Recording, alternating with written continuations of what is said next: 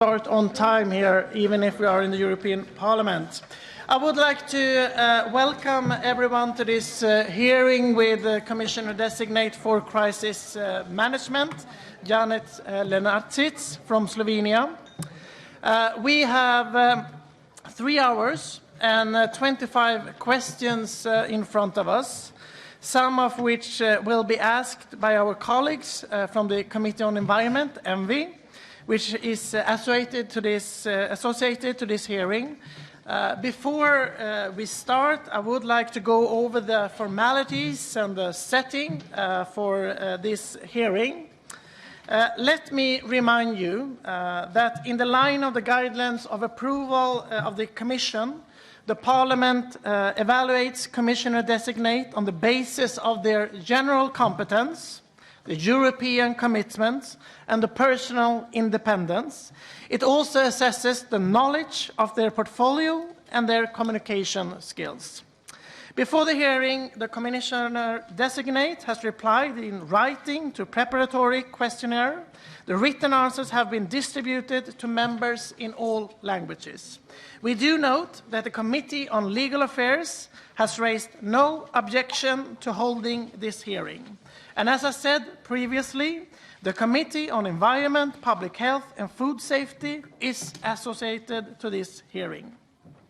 Next, as for the structure of this debate, the Commissioner-designate is invited to make an opening oral statement of no longer than 15 minutes. He will then also have 5 minutes at the end of the hearing for a closing statement. After the introduction, there will be time for 25 questions from members of the European Parliament. The debate will be held in accordance with slots of 5 minutes each, with 1 minute for question and 2 minutes for answers from the candidate commissioner. In case there will be a follow-up question, the question should not be longer than 1 minute, and also the reply. The first round will be of 7 questions, and they will be asked by the representatives of the political groups. The second round of 18 questions are based in the overall distribution of questions among the political groups, including also representatives from the non-attached members. Colleagues, I would like to remind you that it is very important that you strictly keep within your allocated speaking time. Today we also have interpretations in 23 languages, and you're therefore welcome to speak in your own language. However, please try to remind to speak slow, because then everything will be perfectly translated, so we understand each other. And just like the hearing we have already had in DV before, please also try to remove your headphones when you ask the questions, and then we will not have a problem with the techniques. I would also like to inform you that this debate will be streamed live at the Parliament's internet site, and it will also be possible to access a video recording of the hearing on the same site. Now, Mr. Lenarčič, again, a warm welcome to our committee. Before I give you the floor and you can do your opening remarks, I would like to emphasize the importance of your portfolio for this committee and say that we do hope to see great collaboration from you and the Commission if you should be accepted as nominee. Humanitarian aid is central to the work of this committee. Over 100 million people worldwide are in the need for humanitarian assistance. Humanitarian crises are becoming more frequent, longer, and more complex, driven by conflicts, natural disasters, and climate change. Only humanitarian funds will never be enough, but this committee looks forward to cooperating with the Commission to ensure that sufficient humanitarian funding is made available and disbursed in the most transparent and efficient manner. The European Union has made important international commitments regarding humanitarian aid in recent years, and they will now be put into place by the next Commissioner. We very much look forward to hearing from Commissioner-designate today and the plans, how you will work with the commitments that have been made at the World Humanitarian Summit and the Grand Bargent, and how it will be implemented, and exactly what role the Parliament can play in monitoring this. Mr. Lenarčič, again, warm welcome to this committee. The floor is yours for 15 minutes. Honorable Chair, honorable members, I have been handed a double honor. Firstly, to be nominated as Slovenia's candidate to join the next College of Commissioners. And secondly, subject to your agreement, to take on the responsibility of humanitarian aid and civil protection under the banner of crisis management. As a Slovenian, I can most strongly relate to the fact that what is today the Directorate General for European Civil Protection and Humanitarian Aid Operations was created in 1992, also as a response to the wars on the territory of the former Yugoslavia. That same year, United Nations High Commissioner for Refugees set up a field office in Slovenia. Just before graduating from law school, I joined them to help take care of refugees fleeing to or through Slovenia. This gave me an opportunity for my first modest contribution to humanitarian work. More than a quarter of a century on, I'm before you as a commissioner designate. If entrusted with this task, I can assure you I will dedicate all my energies and almost 3 decades of experience in international and European fora to help alleviate suffering and provide relief to people affected by crisis, thereby confirming European solidarity, a value I strongly believe in. Honourable members, the EU is widely recognized as a responsible global leader in humanitarian aid, and we should take pride in that. However, in order to strengthen its global role, the EU must upgrade its capacities to be able to help more people in need swiftly and efficiently.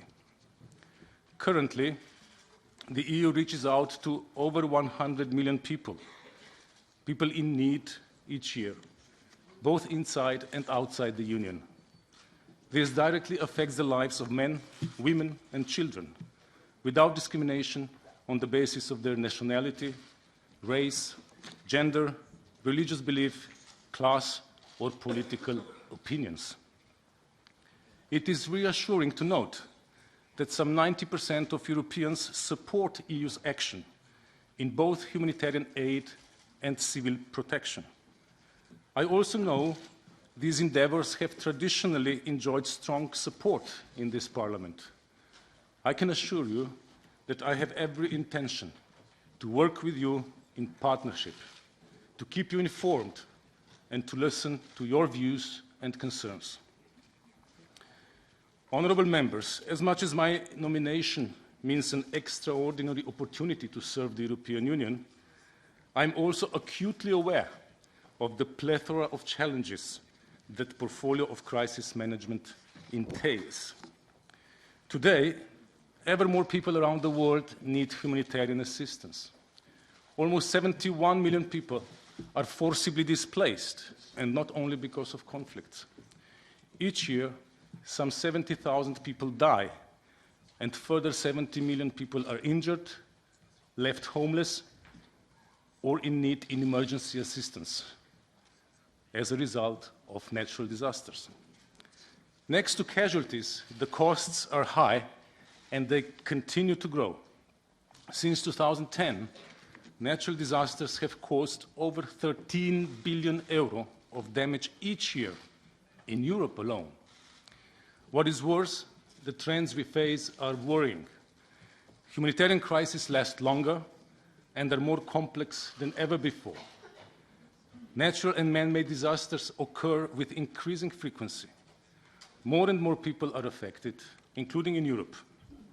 By 2050, There may be over 140 million internally displaced people in sub-Saharan Africa, South Asia, and Latin America. How many of them will pick up what has been left to them and migrate to other places, including to Europe, in search of a better life? The resources globally available for crisis management do not match today's needs, let alone future projections. The funding gap is widening. Then there is climate change, rapidly transforming the risk landscape, adding more strain to an already strained system.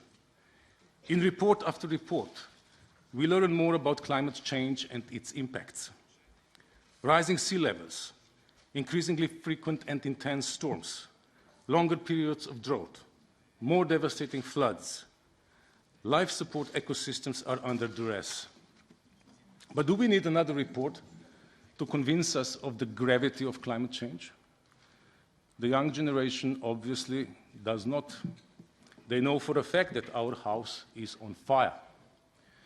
To make matters worse, parts of the world hit hardest by the effects of climate change are also among the most fragile and least resilient. Countries of the Sahel and the Horn of Africa, to cite just a couple. This is the stark reality that I will face as Commissioner for Crisis Management. I realize that the picture I painted looks bleak, but I'm not resigned. If anything, I look at the challenges I have just outlined also as opportunities. Opportunities to do things better and differently, to build on what works and to fix what does not. I also realize that in many ways I can be grateful for determination and achievements of my predecessors, of highly motivated staff of DG ECHO, international partners, and most importantly, individual relief workers. Due to their tireless contributions, things by and large work. In addition, the EU is highly respected for its strict adherence to basic humanitarian principles of humanity, neutrality, impartiality, and independence. I intend to firmly defend these principles also in the future. Turning now to my priorities, I have said, if confirmed. Firstly, as Commissioner for Crisis Management, as well as the European Emergency Response Coordinator, my first goal will be to support people in need as rapidly and efficiently as possible, in full respect for humanitarian principles.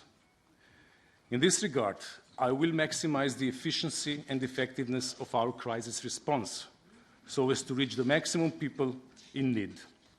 This can only happen if we are able to work together better. In line with the mandate given, I intend to strengthen the EU's Emergency Response Coordination Centre so that it can respond swiftly and effectively to a broad range of crises. Also highly important, if confirmed, I will strongly focus on advocating globally in support of international humanitarian law. In my contacts with state and non-state actors, I will firmly urge the preservation of humanitarian space. It is unacceptable that humanitarian actors are increasingly being targeted and their access to people in need regularly blocked. Secondly, in line with the proposed mandate, I intend to intensify EU's efforts to prevent disasters from occurring in the first place, while also strengthening our capacity to adapt to changing environment. In light of climate change projections, protracted conflicts and increasing instability around the world, we, the European Union and its member states, must work in an integrated manner. Our failure to do so risks jeopardizing the attainment of Sustainable Development Goals, which is a collective responsibility. In this respect, I welcome the working approach envisaged by the President-elect, whereby each Commissioner will need to ensure the delivery of the Sustainable Development Goals within their respective policy area. On the side of prevention, I intend to work closely with the High Representative Vice President and other members of the College responsible for areas such as climate change, environment, and development. The aim is to ensure that disaster risk reduction becomes an integral part of our efforts to enhance the resilience of our societies and ecosystems, starting with the European Green Deal. Honourable members, humanitarian aid and disaster response must be seen as instruments of last resort. They should step in when all else has failed. Avoiding such failure must remain our first objective. When we have to mobilize humanitarian aid, our goal should be to depend on it for as short time as possible. In other words, we need to move people out of the emergency ward as fast as possible into recovery so that they can benefit from more long-term sustainable solutions. Here, security and development policies play a particularly crucial role. In fragile countries, especially those with protracted crises, we need to work towards a humanitarian development peace nexus. We must take local specificities into account, deliver the best possible assistance to those in need, while paying particular attention to the most vulnerable groups, like women and children. This will require new partnerships, as well as innovative tools. Here, in particular, I want to do more to empower local actors in delivering aid on the ground. They know the context best, they can work more efficiently, and they know what works. At the same time, we all know that despite efforts, not everything can be prevented. Recent events, including the deadly forest fires in Portugal, have shown that we must get better at preventing disasters, and we must be better prepared to respond when prevention fails. This is why I intend to vigorously pursue a strengthened implementation of RESC-EU, the Enhanced Union Civil Protection Mechanism, in close collaboration with the Member States. We need reinforced capacities to deal with forest fires, acute medical emergencies, chemical, biological, radiological, and nuclear disasters. And here, I also count on the support of the European Parliament to help make this a reality. My third priority will be to enhance the visibility of EU's crisis management. I want to build on the strong support European Union's humanitarian aid already enjoys among European citizens.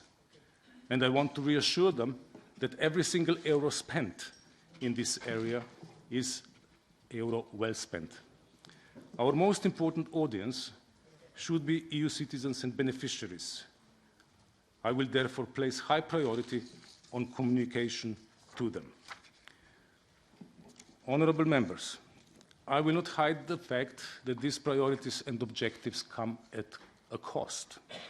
But rather than speaking of cost, I would prefer to speak of investment. In this case, investment in our common future.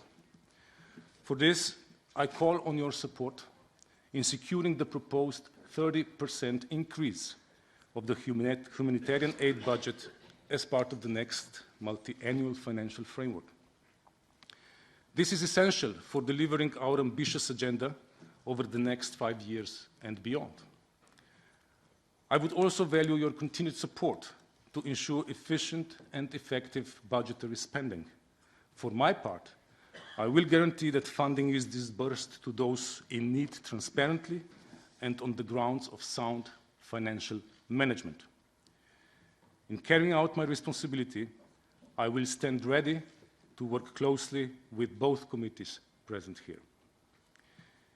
If I succeed in winning your trust, I would want us to look back in 5 years' time and see that we have made a difference, that we have helped to alleviate the suffering of many, that we have contributed to more resilient communities and individuals, a healthier and more resilient natural environment, and to greater trust of Europeans in their future. Thank you.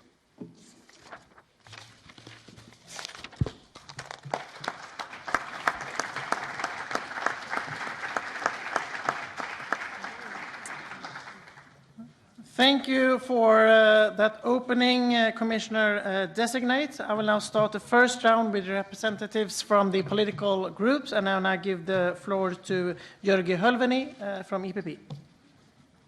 Many thanks, Mr. Chairman. Dober večer, gospod Lenarčič. I will continue in my mother tongue. Take your headset. Tisztelt biztos.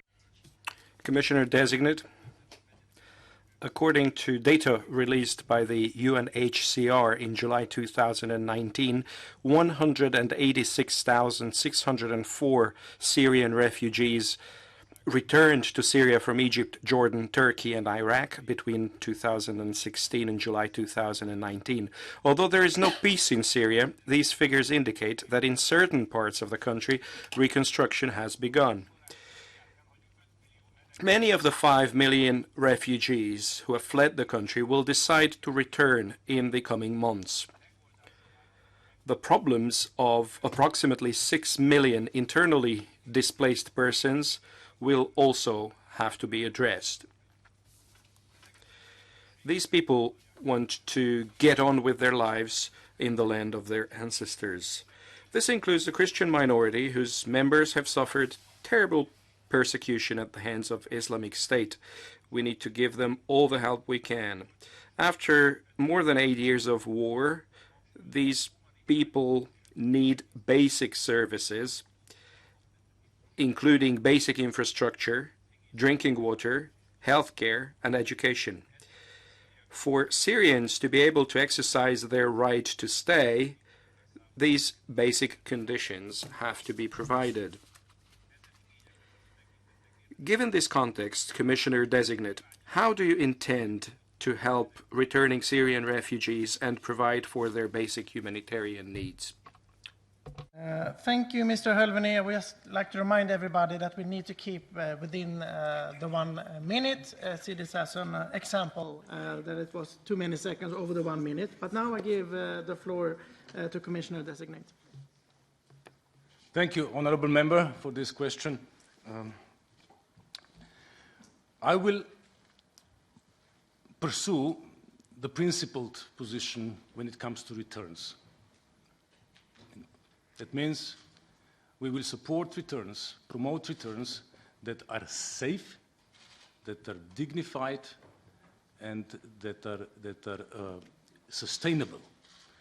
And perhaps, even more importantly, that they are voluntary. For the time being, my assessment is that the conditions are still not there in Syria for such returns to take place.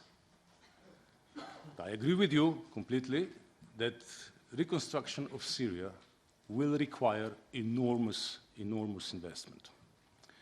But we are not there yet. We are not there yet for obvious reasons. The conditions also for other instruments and tools of the European Union are also not there, development assistance in particular. We are not forgetting about internally displaced persons in Syria, within Syria.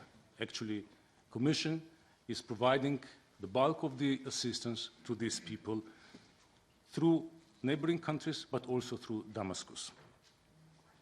In doing so, in providing humanitarian need for IDPs and refugees of Syria, we do not make any distinctions on the basis of religious belief, in line with the principles that I mentioned already in my opening speech, the principles that govern the humanitarian assistance.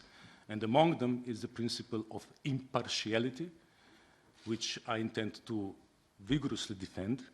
And this principle means that we go with the humanitarian aid where it is most needed, without regard to any personal characteristics, including the religious beliefs.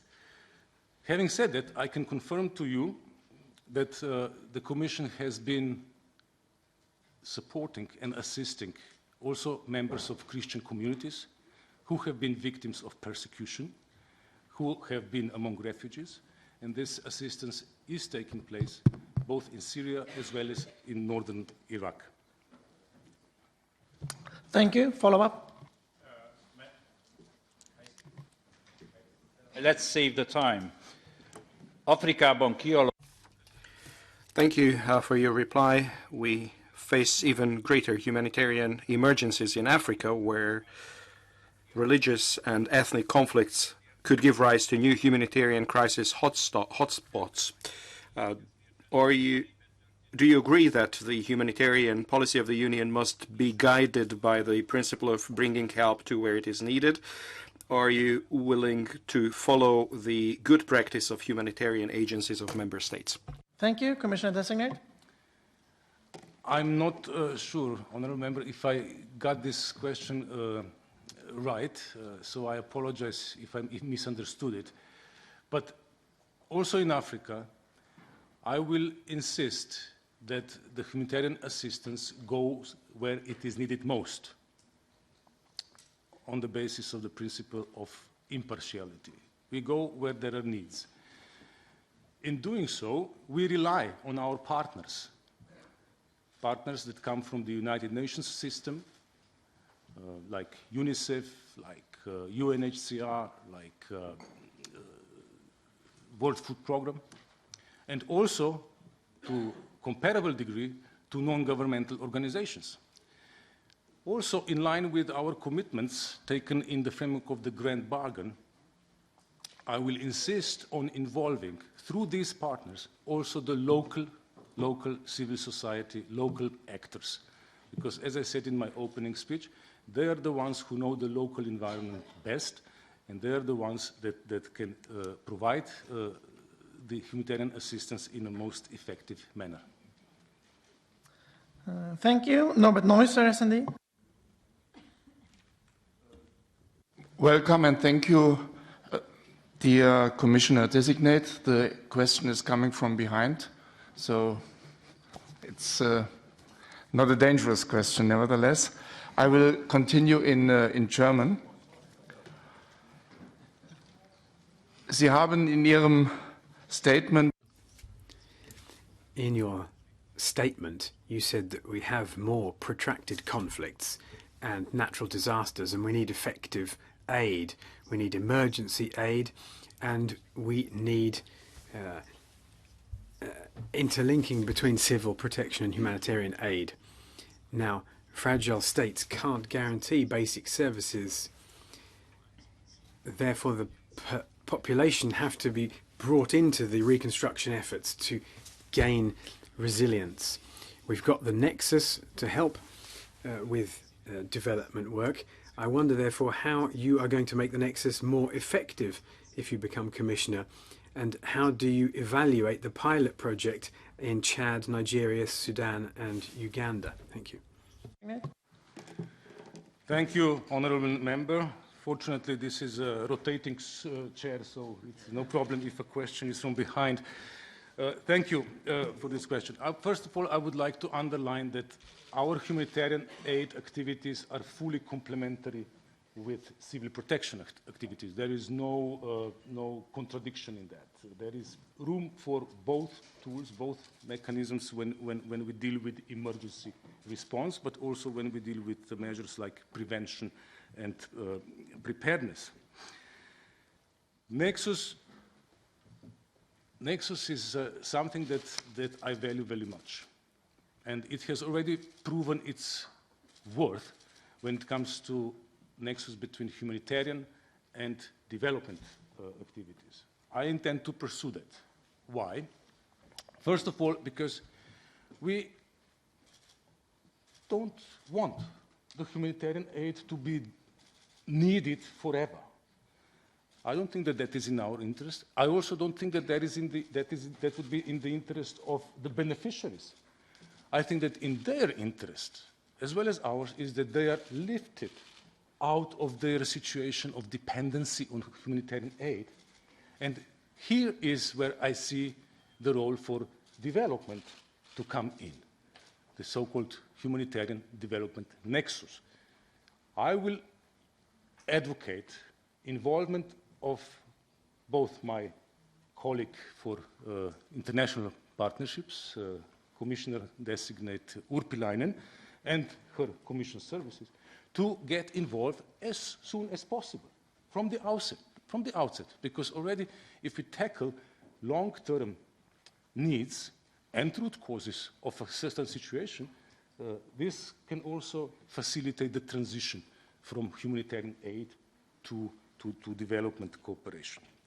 Recently, this nexus has been expanded by also including the peace component. And also this makes sense. This makes sense because there are situations, for instance, Somalia, where you cannot pursue development cooperation because of security situation there. So we need to work on peace in Somalia if we want to work on development, and if we need to work on development if we want to lift people from the dependency situation. Follow-up? Ja, gerne. Mein Kollege Hölveni. Yes, happily. Now, Mr. Hölveni raised the example of Syria, and I think that that is a particular challenge. I wonder, how do you envisage cooperation with the Development Commissioner and the High Representative for External Policy, Vice President Borrell? Do you think that you will be able to get across the concerns to both of them that we in this committee have in respect of humanitarian aid and resilience against the backdrop of Agenda 2020? Thank you. Thank you, Honourable Member, for this follow-up. As you know, according to the plan presented by the President-elect von der Leyen, I am to be part of this external action cluster that is to be guided, chaired by High Representative Vice President for Common Foreign and Security Policy. I think this is a good solution because undoubtedly the humanitarian aid is part of European Union's external action. It is part of it. However, it is a very special part. It's a part which is governed with the clear set of principles that are different than whatever guides our other external action activities. So my intention is to work closely with the colleagues in this External Cooperation Council cluster, and at the same time defend the humanitarian space and humanitarian principles. Thank you. Charles Goerens, Renew.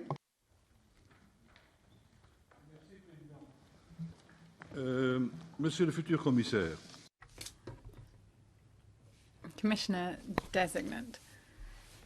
Looking at the principles that guide humanitarian assistance in the EU and looking at other actors as well, I think the principle of impartiality is one of the most important. The United Nations, the International Red Cross, the other large international organizations that are active in this area are all impartial. You are not deciding if the person who needs assistance is on your side or someone else's side. It's just who's in need. You are simply looking at what the people need, the people who are in distress. I think if we were to move away from this principle, it would be a real risk for us. The EU has a real capacity for action. It has a significant toolbox which includes humanitarian action. Now, if you will allow me, I would give you some advice as a parliamentarian who has been here for 4 parliamentary terms in this committee. You must really defend tooth and nail this principle of impartiality. If this were to be attacked, if the Commissioner in charge looked at other criteria instead, this would affect the reputation of our humanitarian action and affect our work on the ground as well. Thank you, Commissioner Designate. Thank you very much, Honourable Member Goerens. Thank you for the recommendations. I value it very much, especially coming from person like yourself with such an extensive experience in this particular field. I would like to stress the following. I don't see this adherence to these principles as just some dogmatic thing. The adherence to these principles, including the principle of independence, of neutrality, this is operational necessity. We cannot afford to be perceived by, let's say, any side, anybody involved in an armed conflict as being on the other side.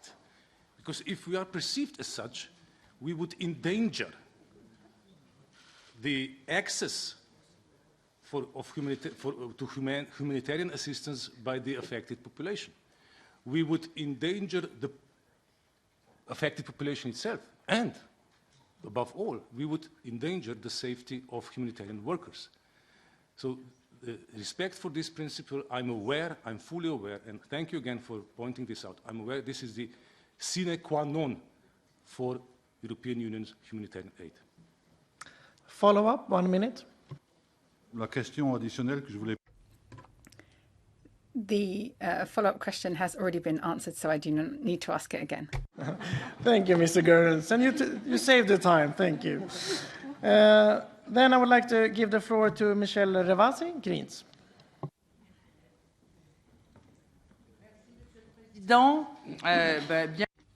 Thank you, Chairman. Welcome, Commissioner Designate. I have a question which is fairly close to my colleagues. You're going to be the Commissioner for Crisis Management, aren't you? The word humanitarian has slipped out of your portfolio, which is rather a shame.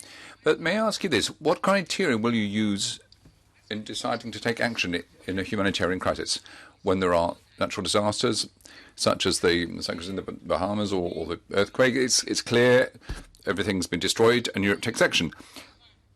But if you have other cases which are harder to call, look at what happened in Greece, for example.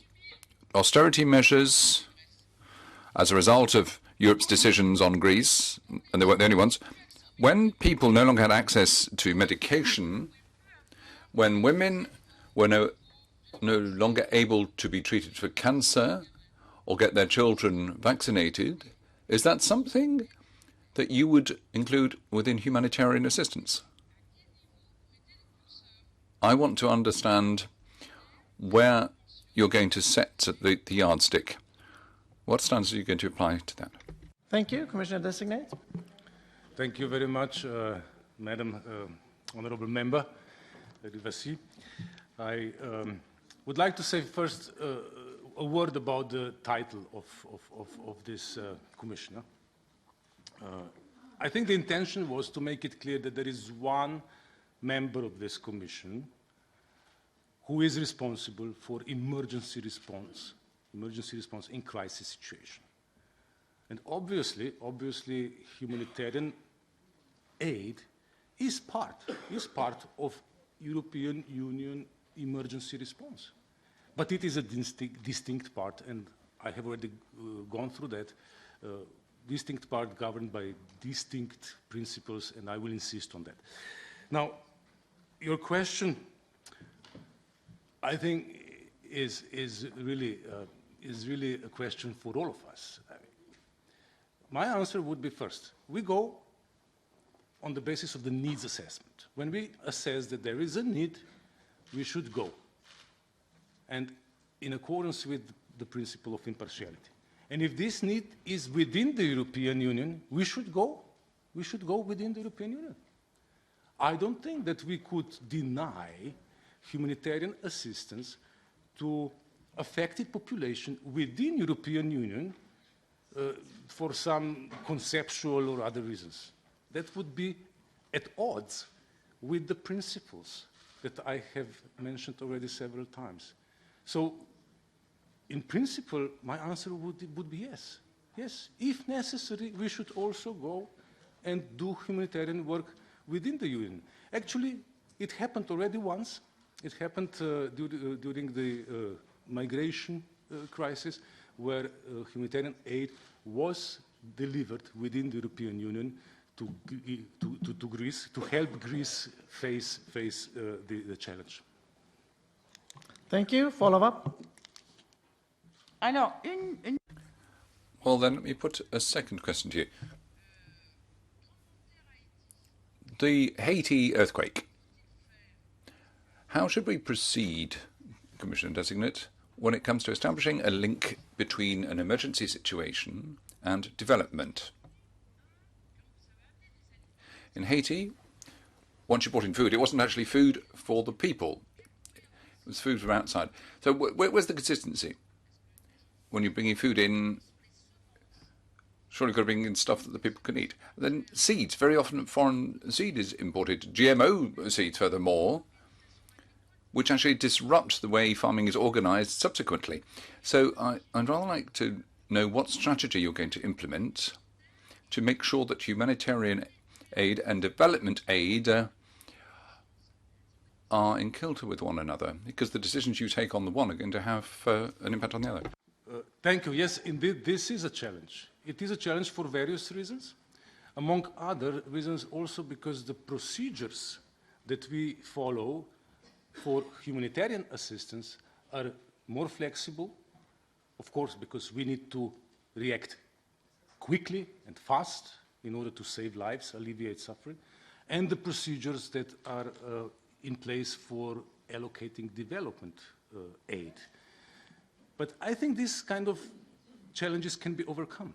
They can be overcome by good cooperation, and I will cooperate. I intend to cooperate very well with my colleague Urpilainen. I already met with her. We discussed this challenge, and she agrees that we need to work on this because the sooner these two arms of European Union external action work together, the better. The better. Thank you. Bernard Simniok, ID.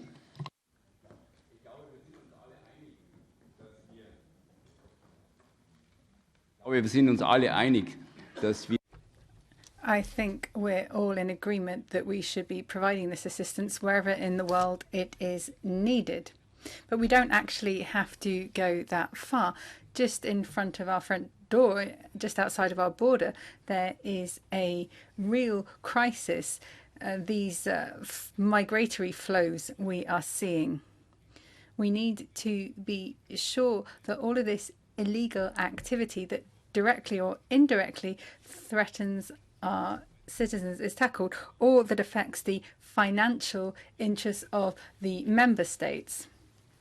We need to have this stopped at the border. It is vital that the EU does everything in its power to tackle illegal economic migrants. The EU must ensure that the criminality of the human traffickers is dealt with as well, whether we're talking about NGOs, third countries, whether it's associated with the member states. So what do you plan to do to tackle these challenges and deal with these problems on our border? Commissioner Designate. Thank you, Honorable Member Zimniuk.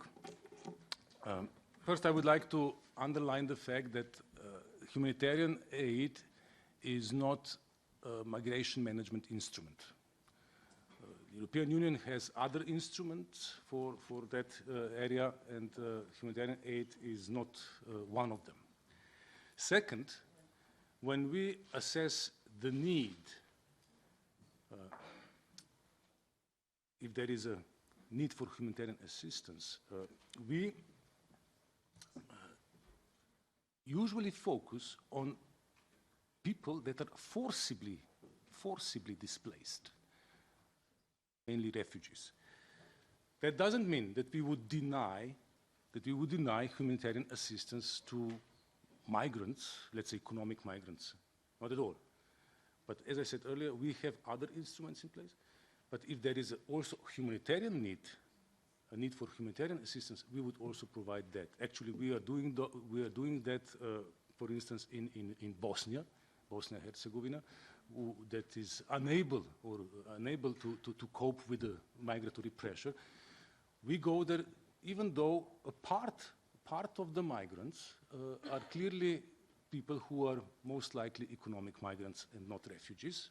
These are so-called mixed migration flows, but we provide humanitarian assistance on the basis of the need and not of the status. That's why we would also go in such areas. Thank you. Follow up? Ich habe Ihre Worte sehr wohl vernommen, aber ich... Well, I've taken on board what you have to say.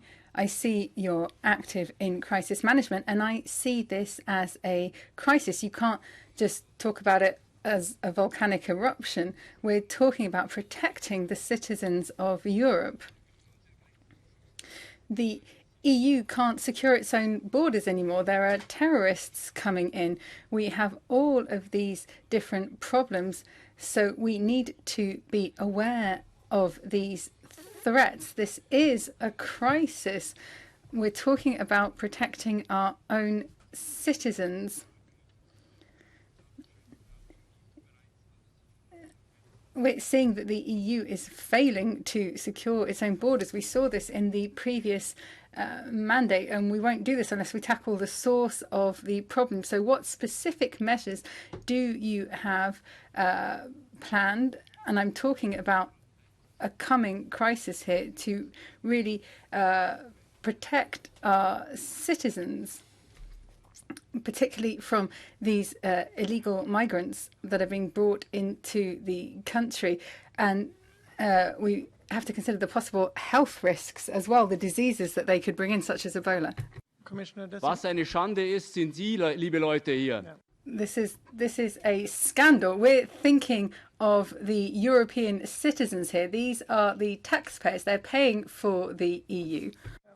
Please, let us now have order. You were over 1 minute as well, and I would also like to remind other members that we give the opportunity to each member to ask their question. I will give the floor to Commissioner Designate. Thank you. I would like to say that we don't have a crisis, migration crisis. There was migration crisis 2015, 2016, but now compared to that period, things are more or less under control. Yes, there are migrant movements. Some of them are people who are in need of international protection. Some of others are those who just want a better life, which is a legitimate desire. But I would say that, in my view, this situation is now more or less under control. It is dealt with by the Commissioner for Home Affairs, where it belongs. And I, as a future crisis coordinator, don't think that this could be now treated as an emergency situation where emergency response would be in order. Thank you. Now I give the floor to Jana Kopczynska, ECR. Panie Przewodniczący. Thank you very much, Chairman. In the last few years, the humanitarian community has spread out into the private world, working together with corporations and other types of organization and bringing in new technological solutions for collaboration. Now, the Commissioner Designate has underlined for other areas, has talked about the importance of the private sector. So my question to you is, what do you think about the role of the private sector in humanitarian aid? Will the new Commission be trying to increase the role of the private sector and taking it beyond the range of what we traditionally consider humanitarian aid? Thank you, Honourable Member, for this question. I think this is a very interesting question when we look ahead and when we have to deal with the fact that there is an increasing funding gap. The latest situation is that 44% of the humanitarian needs are unaddressed because of the lack of funding. So we should look elsewhere. We should look at the possibility to involve private sector. When we do so, one thing should be made clear. This should not be done at the expense of our adherence to the principles that govern the humanitarian assistance. That's clear. Second, I would also say that nobody should be in a position to make business, so to say, out of humanitarian assistance. That should also not be possible. This should not be an option. Humanitarian aid is a noble mission. It is not a commercial activity and should never become one. Having said that, I still see a possibility for a greater involvement of private sector. Actually, we have witnessed recently, under the current commissioner, and we have seen an interesting expansion in the use of innovative approaches to humanitarian aid delivery, like cash transfers in the form of debit cards. I can easily imagine that private sector, a banking institution, would be kind enough not to charge all its usual fees and things like that in order to make its own little contribution to the humanitarian assistance. For instance, that's one example. Or when we have still refugee camps in some places, that private companies would assist in equipping them, for instance, with the solar panels, and that would also be something that could be considered. But I repeat, there should be no space for commercialization of humanitarian assistance. There should be no space for that. Thank you. Thank you. Follow up? Dziękuję. Thank you. I agree with what you say. Now, you've made a number of proposals, so actually I don't have a further question. Thank you. Thank you. I now give the floor to Miguel Urban Crespo, GUE. Gracias, presidente. Gracias. Thank you, Chairman. And thank you also to the Commissioner Designate. The first comment we want to make is that xenophobia must be excluded from this sort of hearing. Secondly, may we say that we were extremely surprised, as indeed my colleague has already mentioned, humanitarian assistance has been removed from the title of your portfolio. We're not the only ones to be surprised with this. Civil society is also surprised by it, and more than just surprised, we're concerned, particularly having heard you say that it's not at all for managing the crisis. That's what the Council was saying right back in 2007. So if humanitarian assistance is being out of this portfolio or not was the question at stake. But we were very glad to hear you say that one of your priorities will be to defend humanitarian law. Humanitarian law is imperiled in many parts of the world. If that is your priority, then my question is, during the course of your term in office, what are you going to do to defend that humanitarian law? For example, suspending trade agreements or proposing any penalties for those countries who fail to observe humanitarian law? Designate. Thank you for this question.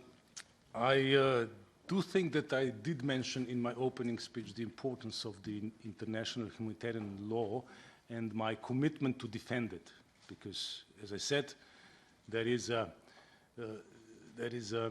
ever more violations. There are ever more violations of humanitarian law.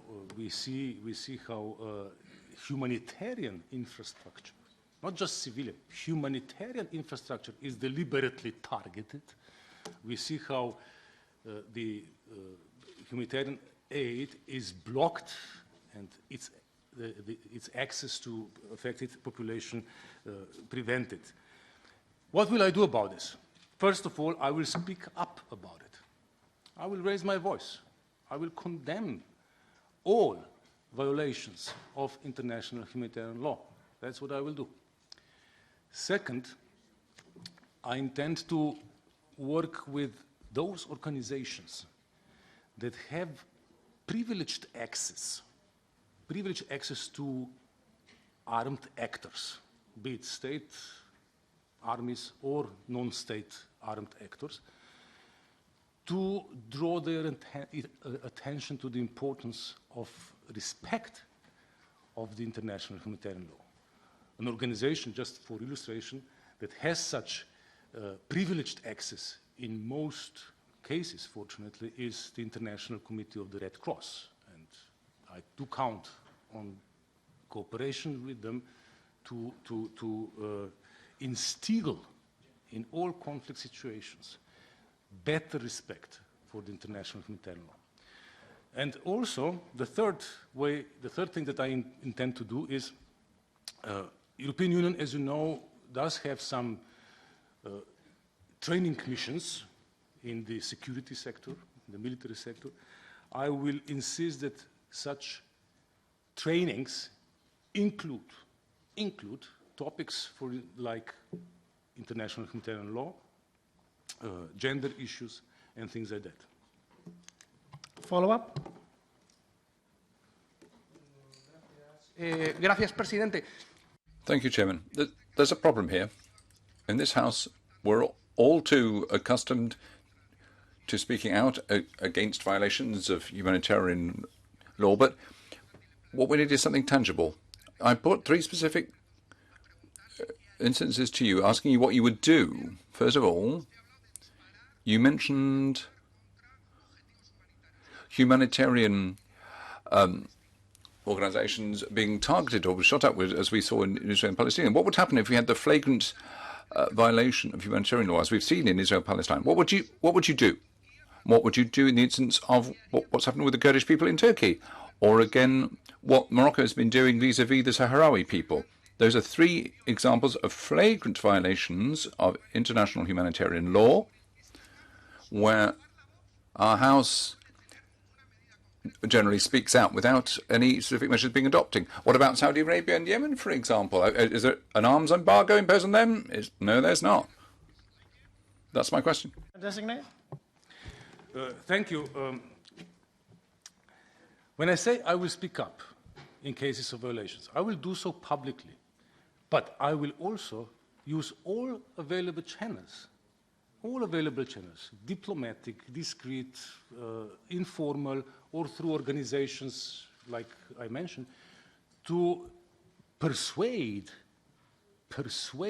all relevant actors, armed actors in a given situation, to respect international humanitarian law. I don't have the power to investigate, and without the power to investigate, I cannot, for instance, say upfront whether a violation of international humanitarian law was intentional, as we suspect it was, for instance, in Syria, where we suspect that certain humanitarian infrastructure was intentionally, deliberately targeted, or was it an accident of some sort that might have happened in some other situations.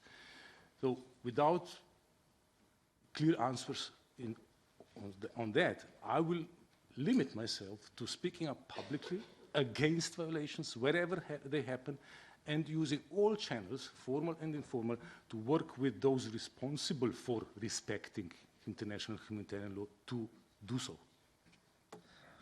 Thank you. That was the first round of representatives from the political groups. Now we open up for other members, and I will now give the floor to Hildegard Bentele, EPP. Sehr geehrter Herr designierter Kommissar Lenarčič.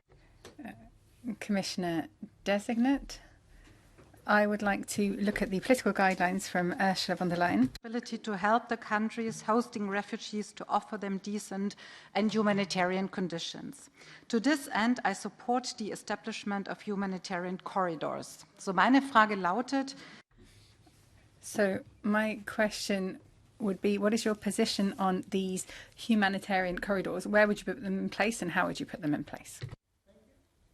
Thank you, Commissioner Designate. Thank you, honourable member, for this question. I don't think that I'm in a position to interpret what President-elect might have in mind, but I can offer you an illustration of humanitarian, let's say, no, I wouldn't call them corridor, but the humanitarian movements. You know that there is a situation right now on one of the Greek islands. All Greek islands that are close to the Turkish shore are overburdened with migrants. So what we need there what we need there, and what the Greek authorities are already doing, is that we should ensure that this situation is remedied.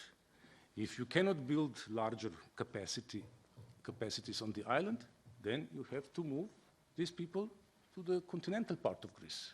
That's how it is. You cannot keep people in such conditions, because we saw what happened. There was also tragic loss of life of a mother and a daughter. And we should not, we should not allow such things happen in Europe. I can't see us reconciling ourselves with such things happening in European Union. This should not happen. There are other situations where you must have humanitarian corridors, and that is where, for instance, in the conditions of military conflict, you need to evacuate civilians in order to prevent casualties or aggravated humanitarian crisis. Yes, and in those situations, there should be humanitarian corridors established for civilian non-combatants to be transferred to a safer location. I hope I was able to answer to your question. Follow-up? Natürlich auch weit davon entfernt, mich in I'm not sure if that's exactly what Mrs. von der Leyen meant, but I think it's clearly an important topic for us too. And I think the idea is to put these humanitarian corridors in place where the crises actually are. So could you imagine where that might happen in particular crisis areas where those might be necessary? Commissioner designate.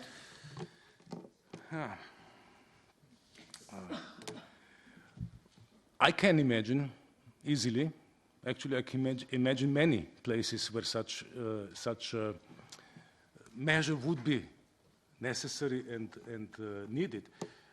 One situation is Yemen. Yemen is probably the worst humanitarian crisis that we have at the moment, with the largest number of people that are in need of humanitarian assistance, around 20 million people in Yemen alone. So, and at the same time, we have war. We have war, a very ugly war going on. So, yeah, there should be a way to protect non-combatants, to protect civilians, especially the vulnerable groups, and move them to a safer place, to move them outside the conflict zone. Thank you, and I'll give the floor to Monica Silvana Gonzalez, SND. Gracias, presidente. Thank you, Chairman. No one, Mr. Lenarčič, can deny climate change. You made that point in your initial statement. All the experts have borne out the fact that approximately 500 million people, just imagine the whole population of the European Union, are going to have to move over the next 50 years. There are indications that in places such as Bangladesh, Mexico or Ethiopia will be the most affected. Climate change is going to imperil food and water supplies around the planet. Is the European Union prepared to square up to that possible future migration challenges as a result of climate change? Climate refugees are the human face of the climate crisis. That crisis is becoming ever more complex and serious, and thousands of people are fleeing from hunger and this destruction of their home settlements every day, and yet the response of the international community and the European institutions has been quite inadequate. So the first question is, how is the Commission going to deal with the lack of a proper legal status for these climate refugees? Thank you. Commissioner designate. Thank you, honourable member, for this question of extreme actuality, as I would say. It's a very topical issue. I think that we need to do much more and much faster in the area of facing the challenges posed by the impact of the climate change that we already feel. You have mentioned some places in Africa. Yes, Sahel and Horn of Africa are the regions which already very much feel the impact of the climate change. And there are already movements of millions of people that are induced by this impact of the climate change that has already happened so far. I would be hesitant, nevertheless, to call these people as climate refugees. I think that we should leave the term refugees to the category that is very precisely defined in the United Nations Convention related to the status of refugees. Now, I'd rather call these people as people displaced due to climate change, because they can be displaced, and most are displaced within the countries. And as you know, the United Nations definition for a refugee is somebody who has left his or her country. Most of the climate-induced displacements do take place within countries, and we should also help these people. How do we help them? One thing is prevention. I intend to work very closely with Vice President, Executive Vice President, who is responsible for the European Green Deal. Because we first have to do our homework here at home, in Europe, reduce the emissions and reduce our climate footprint. We should then work with others around the world to do the same. But what we can no longer prevent, we should work on adaptation. Follow up? Señor Lenarčič, Mr. Lenarčič, yes, indeed, that's where the problem lies. The forecasts are extremely worrying, and the protection of these people that you don't want to call climate refugees, well, there's the problem. If we did regard them as refugees, we'd be able to offer them a whole package of protection. These people are not covered by the Geneva Convention. They weren't included back in 1951, as you rightly said. And while the world has reached an agreement, I think we have to do something here in Europe. We can make progress in creating this definition of climate refugees. So I'd like to get a commitment from you. Will the Commission work towards defining these people as climate refugees, not just displaced persons? And please don't listen to the xenophobic comments we've heard in this hearing this afternoon here. Commissioner designate. Thank you.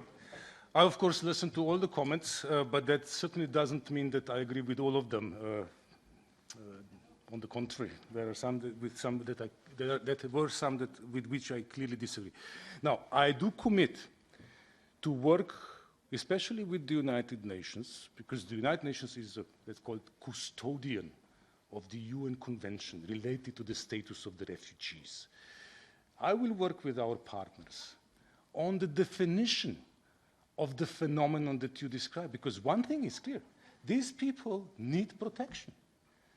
We need to work also on prevention, and we need also to work on climate adaptation. If we do nothing, there will be millions of people on the move. And we need to prevent, we need to adapt, help them adapt, and we need to, yes, I commit to work, especially with our partners in the United Nations system, to achieve a good, workable definition for these people who clearly are in need of assistance. Chrysola Sakharopoulou, Renew. Commissaire désigné. Commissioner designate. In the crisis and conflict zones, women and girls are the most vulnerable. They're often raped, forced into marriage, or into sexual slavery. Now, these crimes are repeated, and they're often subject to impunity. Now, the European Union has to answer this problem to protect women and children in these zones as part of its humanitarian aid.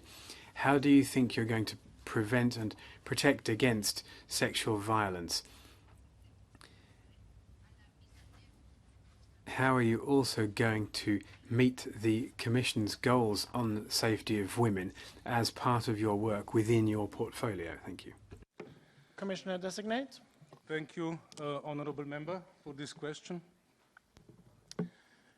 I cannot imagine humanitarian aid without taking special care to address the specific needs of vulnerable groups, especially women and girls. In our humanitarian work, obviously, women and girls are often exposed to the danger of sexual and gender-based violence, or even worse, are victims of it. So our humanitarian aid should bear in mind this specific situation of women and girls, and should include measures in all the stages of our humanitarian work: prevention, protection, through measures like, there can be very simple measures, I understand. In a refugee compound, you can do a lot for safety and protection of women and girls by installing separate toilets with lights and locks. And that diminishes the problem of the danger of sexual and gender-based violence in a humanitarian setting. This is just one illustration. But in general, we should bear in mind these special needs, and in my view, these special needs also include the sexual and reproductive health services whenever we are dealing with victims of sexual and gender-based violence. Follow-up. Dans les situations d'urgence, Another area that's affected by these sort of crises is education. And once again, it's girls who are the most vulnerable and who risk losing out on their education, which exposes them to more violence and sexual exploitation. However, education doesn't seem to be one of the priorities under humanitarian aid at a global level. So, Commissioner Designate, how do you see yourself reinforcing the union's actions so that it can guarantee access to education to vulnerable young girls?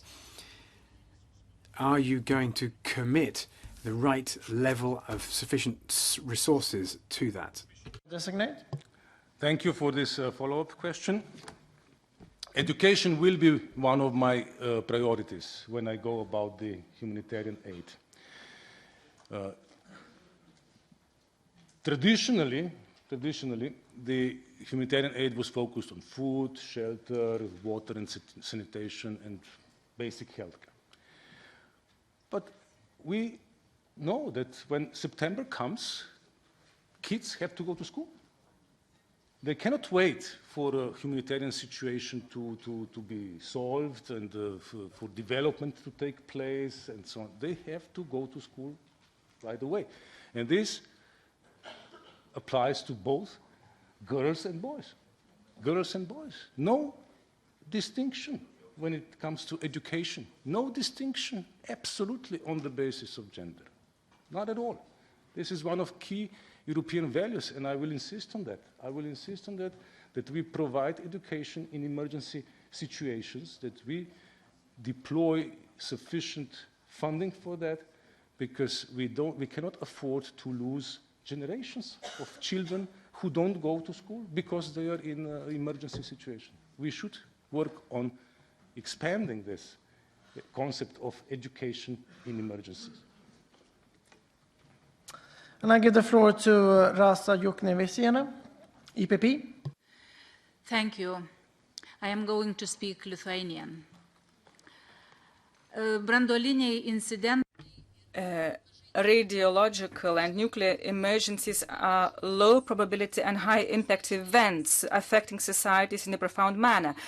In your mission letter, you have been interested to ensure that the EU is equipped with a well-functioning RESC-EU mechanism and that the EU and its member states have the right number and the right type of assets against chemical and radionuclear hazards. What is the EU's current level of preparedness for external radionuclear threats? How are you planning to assist and protect the EU citizens residing at the EU's external borders?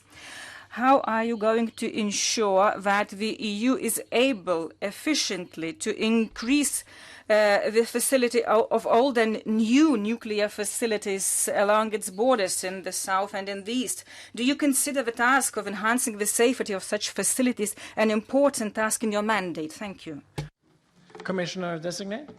Thank you, honourable member, for this question. Indeed, this is one of specific points that the President-elect included in my mission letter, and of course I intend to take this very seriously. It's my mission to work on that. I think that Europe today is not prepared for such events, as you call them, low probability, high impact. Precisely because there is low probability. I remember the times when there was high probability of nuclear crisis during the Cold War. During the height of the Cold War, I remember in my country, not any bigger building, apartment building, not even a church, was allowed to be built without atomic shelter. Now, we kind of think that this cannot happen again. But you're right, it can happen, and we should be prepared. It's difficult to motivate member states to prepare for something that is of low probability. There I see the role of the European Union, because measures to prepare oneself for such events, nuclear crisis, for instance, is something that the EU could do better, in my view, than member states alone, for various reasons, including, first, funding that is required is probably too much for most member states. Second, impact of such crises, radiological or nuclear, are cross-border. And it's another reason that we work on this at the EU level. We do have to take into account, though, the fact that civil protection is primarily the competence of member states, and the EU only plays a supportive role. But I intend to play this role seriously and intensely. I intend to work with member states to persuade them that this is something that we need, we all, European Union and its member states, because when things happen and we are not prepared, it will be too late. Follow up? Thank you. I will continue in Lithuanian on concrete example of unsafe nuclear power plant in Belarus. Astravo atominė elektrinė Astravets nuclear power plant in Belarus is a direct threat to citizens of Europe. It is being built only 20 kilometers away from the EU's external border by violating nuclear safety standards. We receive frequent reports of incidents from the construction site. How are you going to provide practical assistance to the affected member states? Do you agree with Parliament's position that the development assistance offered to partner countries may be suspended if the country in question violates nuclear safety standards in a systematic manner? Are you prepared to equip the RESC-EU with adequate assets to reduce the existing risks? Do you agree that adequate EU capabilities must be built in the most exposed EU regions and that security of the EU citizens living alongside the Belarus border must be safeguarded? Thank you. Commissioner designate. Thank you for this follow-up. I wouldn't want to speculate on the level of safety of any individual energy infrastructure. Things can happen, incidents may happen anywhere. It happened in Fukushima not so long ago, even though that technology and that nuclear facility was considered not only safe, but in accordance with all the EIA standards and so on. Even so, things can happen. So yes, my answer is yes. I intend to work on building the capability of the European Union to respond to such a low probability, high impact crisis like radiological or nuclear. It happened already. It happened in Europe. There was Chernobyl. Chernobyl happened. And so, yes, my answer is yes, I will work on that, but I will have to, and here I will ask for your understanding, I will have to get the support of the member states, because civil protection is primarily their responsibility. But I will fight for this support, that you can count. Thank you. Evin Insir, SND. Thank you so much, Chair. And I would like to continue in Swedish, if you allow me. Tack så mycket, kommissionärskandidat Lenarčič. Först skulle jag bara vilja säga... Thank you very much. Commissioner Designate, I would just like to say that I'm very pleased to hear that you're sticking so closely to your principles of humanitarian assistance. So here is my question. In 2016, there was a summit where the grand bargain was agreed. So an agreement between donor countries and organizations that implement the humanitarian aid to try and organize more effective humanitarian aid. This is supported by more than 50 organizations and donors. This includes the EU Directorate General that deals with humanitarian assistance. So the Commission is managing the EU humanitarian assistance together with other partners such as the UN, the Red Cross and other NGOs. These NGOs are important in terms of implementation and carrying out this work on the ground. So how do you view these NGOs, these non-state actors, when it comes to providing humanitarian assistance? How can they ensure, how can you ensure that this can be properly implemented, that this assistance can be given the financial restrictions and cuts? Thank you, Honourable Member, for this question. Yeah, I remember very much the World Humanitarian Summit in Istanbul, and especially the Grand Bargain. I can assure you that I will insist on faithful implementation of all the commitments that the EU entered into, and in particular of the Grand Bargain. And I just learned from my colleagues from the Directorate General that EU will continue to co-preside the working group on implementation of the Grand Bargain. An important part of Grand Bargain relates to our partner organizations, and yes, a number of them, about half, are non-governmental organizations. They are our trusted partners, and I hope that both sides will stick to the commitments that we entered into within this Grand Bargain. Commitments like that we will simplify reporting. I will go in that direction. But when we go in that direction, we at the same time have to be careful not to jeopardize the necessary controls and assurances that are needed to be in place in order to ensure sound financial management. I don't want another scandal sometime from now that humanitarian aid assistance was diverted or mismanaged, or that there was some sort of fraud involved. We need to, yes, go towards the needs of the NGOs, but at the same time demand the right measures of control and assurances with regard to the financial management of the funds that are actually EU taxpayers' funds. One more word on local NGOs. This is also very important. I mentioned that already in my opening speech. I will encourage our partners, there are more than 200, encourage them to involve local non-governmental organizations for the reasons that I explained earlier. Follow up, 1 minute. Tack så jättemycket. I will continue in Swedish again. Och jag måste säga tack för ett så bra svar. Och du... Well, thank you very much for a good answer.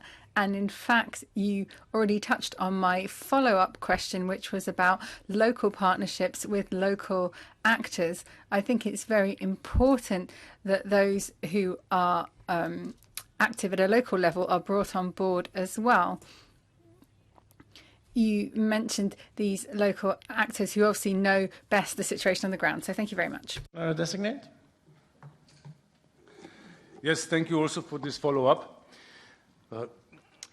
Many of our partners with whom we work already involve local actors, local national NGOs, or they actually represent them, like International Federation of the Red Cross and Red Crescent Societies. They have their local outposts everywhere.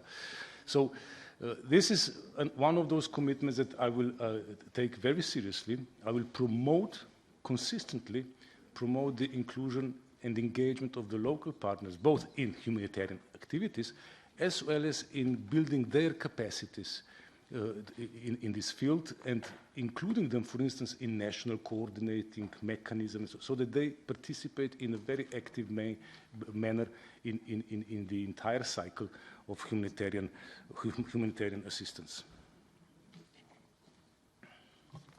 Thank you, and I'd like to give the floor to Eric Markart. Greens. Yeah, yes, hello. It's a question from behind, from your back. And I will ask my question in German. Fangen wir etwas anders an, weil ich eigentlich sagen wollte, dass...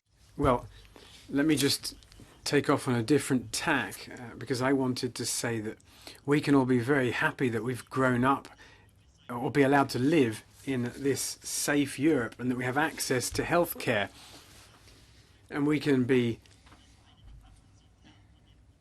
almost happy about the fact that we're so far removed from the problems of the world, and that we can sometimes even imagine that we're most affected by the world's problems. I think it's important, therefore, that you underlined the role of the NGOs. A bit of a shame for me, because I wanted to ask the same question. But perhaps you could go into a little bit more detail about the following. Could you outline for us how better support can be offered to NGOs? And how are you going to ensure that they are accessible for the people on the ground who have a lot to report back about the work that's going on the ground? Thank you. Commissioner Designate. Thank you, honorable member. Indeed, non-governmental organizations are among our most trusted and valuable partners. I have difficulty imagining how we would be able to do our humanitarian assistance without them. That's why I think Grand Bargain gives us an opportunity, if we all follow our part of the deal, to work even better together. But that also means that on their side, they will also have to make an effort. You know, we don't like to see, for instance, high percentage of humanitarian aid going to administrative and support costs, so-called overhead. And in the Grand Bargain, there was a commitment that everybody would work on reducing that. This is one thing that we should work together with non-governmental organizations. Second, a special point that regards the local and national NGOs is that most often they lack the capacity. So capacity to manage funds and things like that, capacity to participate actively in planning and in preparedness and in coordination.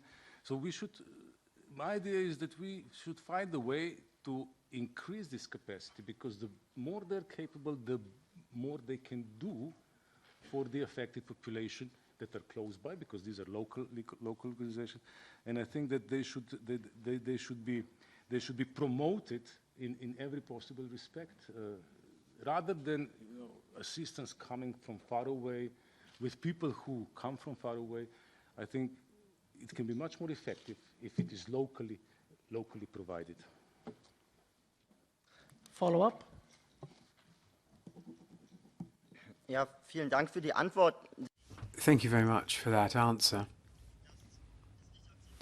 You also said that it was unacceptable that some NGOs are being hindered in their work and that you wanted to raise your voice against that.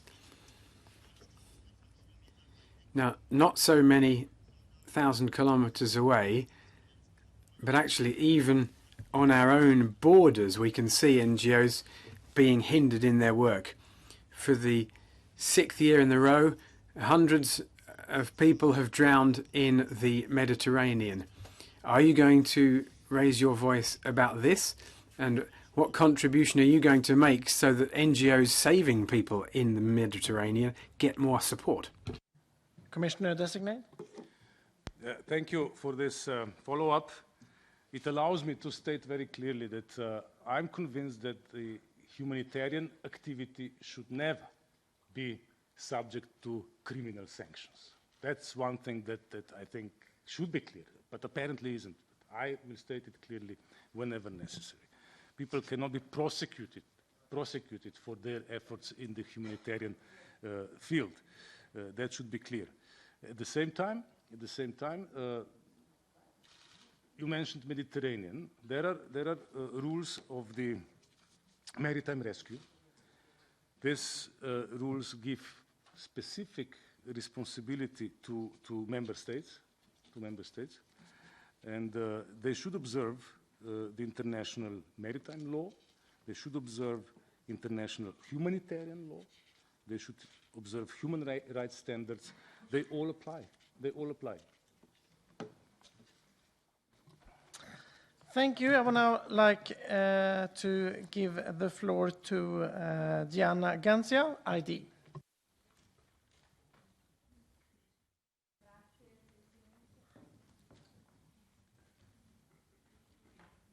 I'm going to speak Italian. Prima di porre... Before I put my question to you, Commissioner Designate, Mr. Lenarčič, I'd like to make this comment.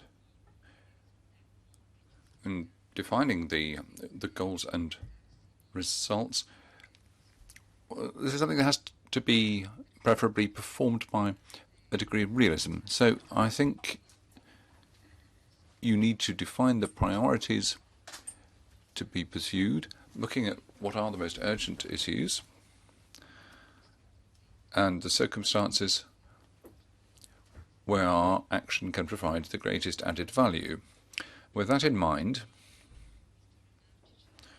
Mr. Lenarčič, you will be called upon, it says in your mission letter, to work together with other future commissioners to produce policies that will provide long-term solutions in the areas of humanitarian assistance, development and security. I'd like to know which means you intend to use mainly to address the root causes of mass migratory flows which pose a direct threat to the member states of the European Union. Grazie. Commissioner designate. Thank you, honourable member, for this question. I mentioned what I see as my priorities, and I can gladly, I'm ready to elaborate that a bit more. You mentioned the long-term solutions. Well, humanitarian aid is for immediate relief. Humanitarian aid is something that is aimed at addressing urgent need. But we should be aware all along of also long-term needs and the root causes. Because as I said earlier, we have to work in the direction of affected population getting on their feet, starting their or resuming their productive lives. And we can do so with strengthening this humanitarian development nexus. I will repeat myself, I know, but I intend to work very closely with my colleague, Commissioner-designate Urpilainen, so that from the outset, we also have this long-term dimension covered whenever possible in order to address the root causes and to work in the direction of addressing the long-term needs of the affected population. There is another important aspect that I do intend to cover, and that is in the form of prevention and building resilience so that people are more resilient to the crisis, to the next crisis when that may come. And I can tell you with satisfaction that a large majority of our humanitarian activities already includes the disaster risk reduction component. Follow-up?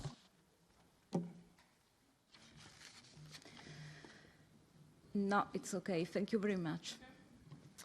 Thank you. Then we go on, and I give the floor to Jana Kopczynska, ECR. Thank you very much. In the last few years, natural disasters have hit almost all parts of the EU, creating hundreds of injuries and deaths and billions of damage to infrastructure.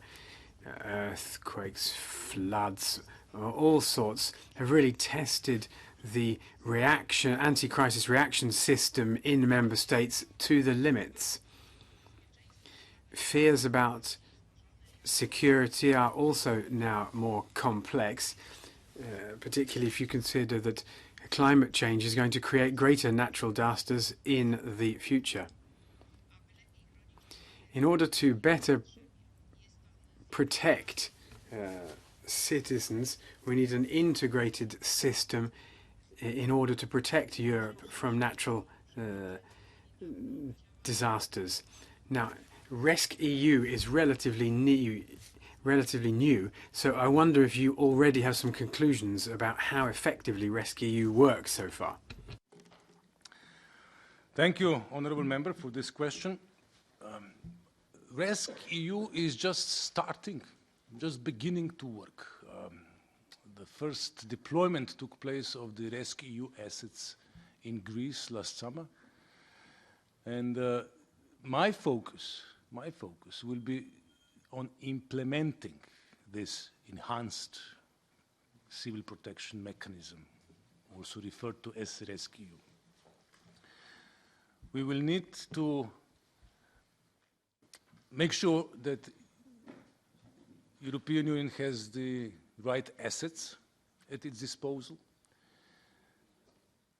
And this is also something that the President-elect has included in my mission letter. I will work with member states who are responsible to make this happen. I will work with them in order to make sure that the procurement process starts with a view to equip European Union with the assets that we need. These assets are expensive. That's why there is a substantial budget foreseen.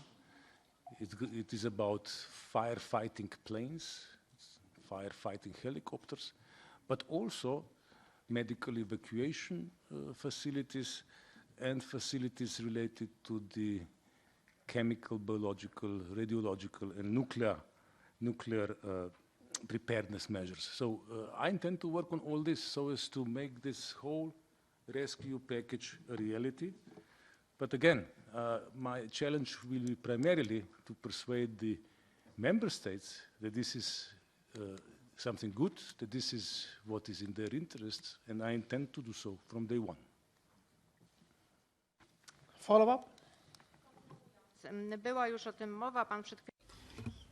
It's already been mentioned by a colleague, and you've touched on this as well, but I did just want to ask if you have specific proposals about further reinforcement of the European Union's capacity for reaction and to prevent against natural disasters or the effects thereof, or other threats like, for example, accidents that require medical support, chemical accidents, nuclear accidents, that sort of thing.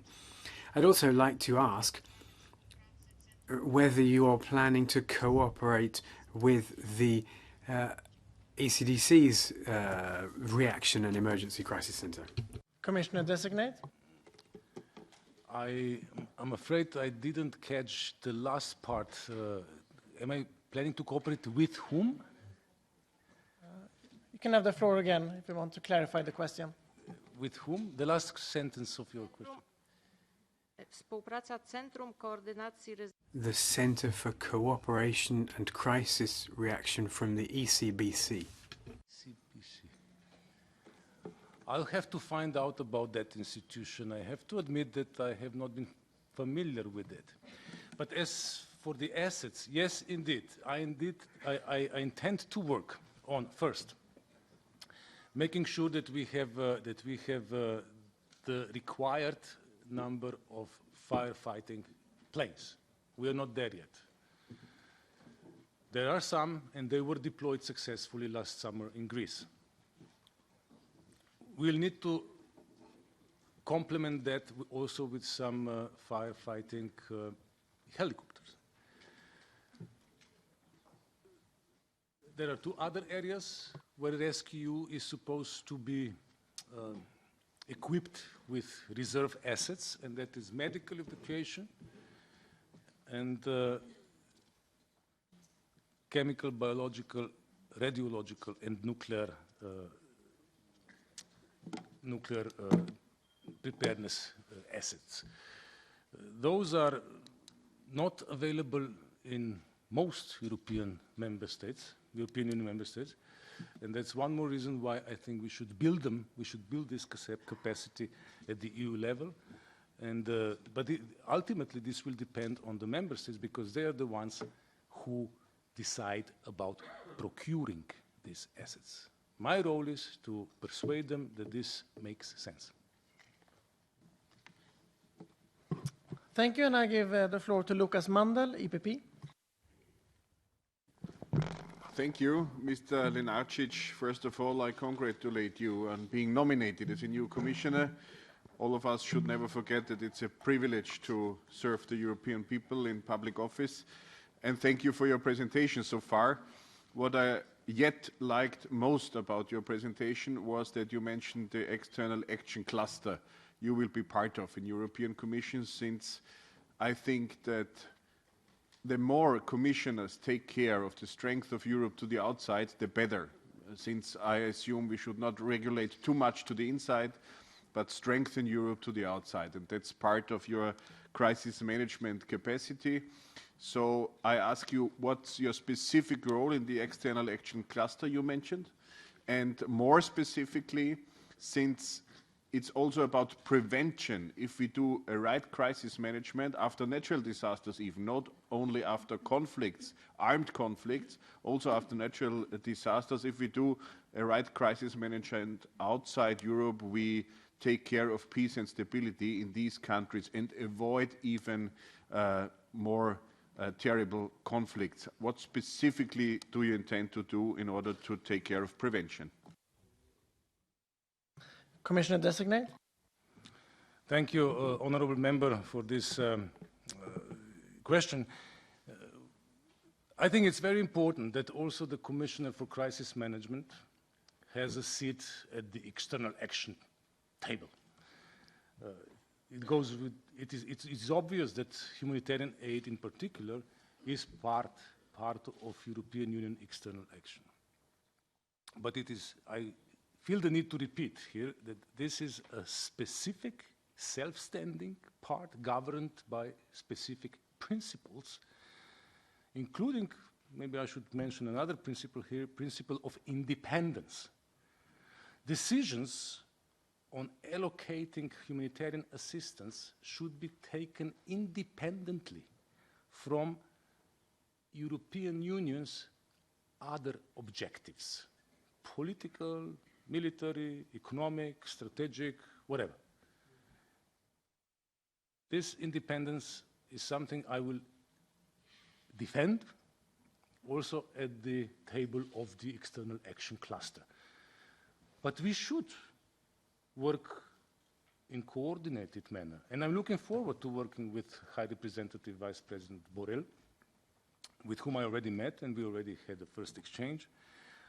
And I agree with you, prevention is an area where we should specifically look, because it's easier to combine a large range, wide range of European external action instruments and tools with in the stage of prevention, and it's not only easier, it's also more economic, because as you know, every euro invested in prevention of crisis and disasters saves anywhere up to €7 that are necessary for facing the consequences of disasters. Follow-up? Thank you. 2 days ago in this very meeting room, Jutta Urpilainen, nominee for the Commissioner for Development, mentioned that she wanted to cooperate with the Crisis Management Commissioner, so with you in the field of education for especially children, for boys and girls, as we clarified that time, in refugee camps. And that's a very important issue I want to insist on, and I ask you to cooperate, and I hope this wouldn't harm your independence in the field you want to decide independently, as you have mentioned. And if I may add only one sentence on civil protection, we had this issue in the last mandate. The situation in the member states is very different.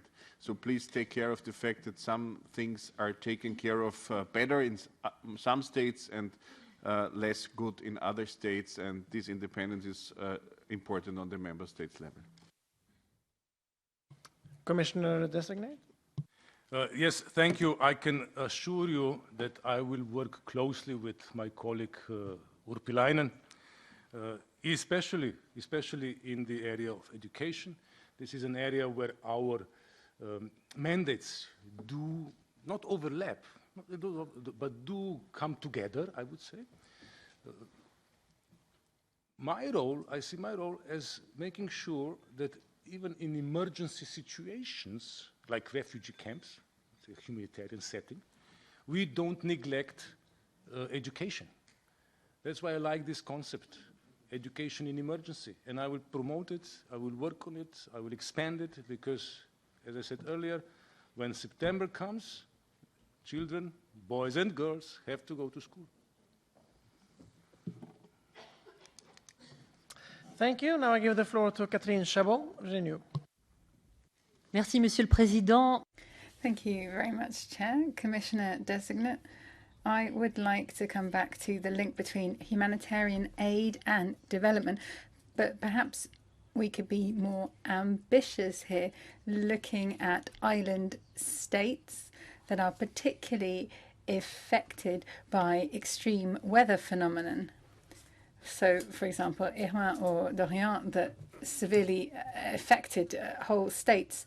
There was Saint-Martin, for example. I went to the island a year and a half after the cyclone had passed through. They had received aid from Europe for rebuilding.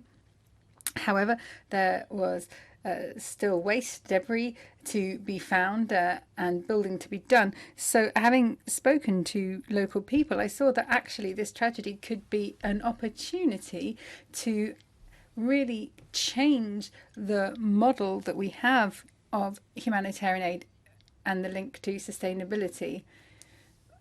We could really see a commitment towards energy independence, water independence, in food as well. So do you think that the management of these crises could actually be an opportunity if we can come up with a real strategy to strengthen sustainable development in these island states and more resilience to natural disasters?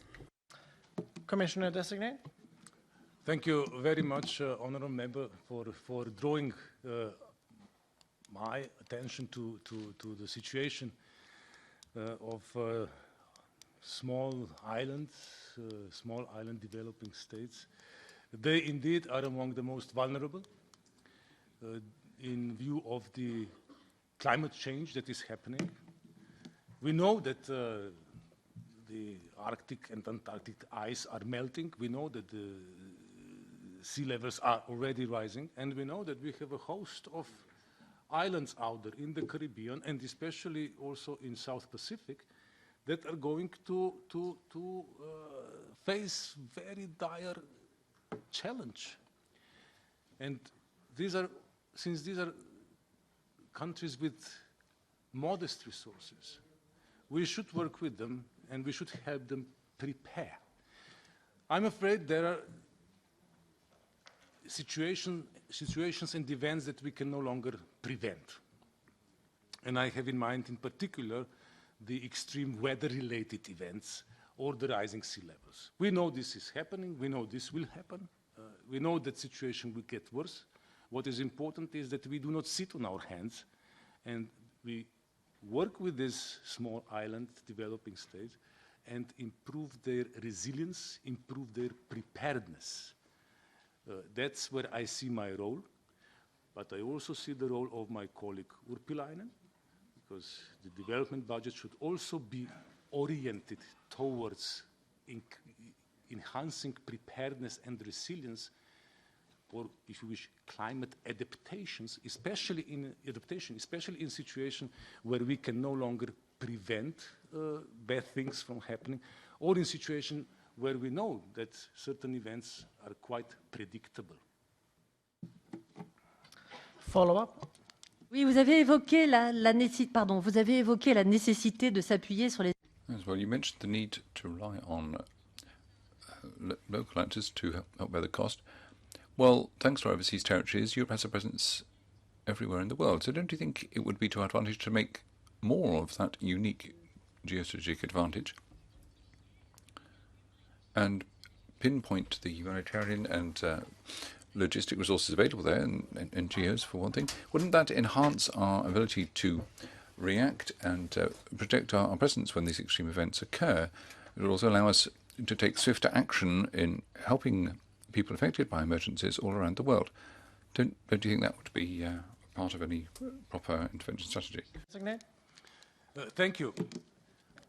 I agree that this is the way we should try to favor, build local resilience and not focus only on our ability to respond or to help respond.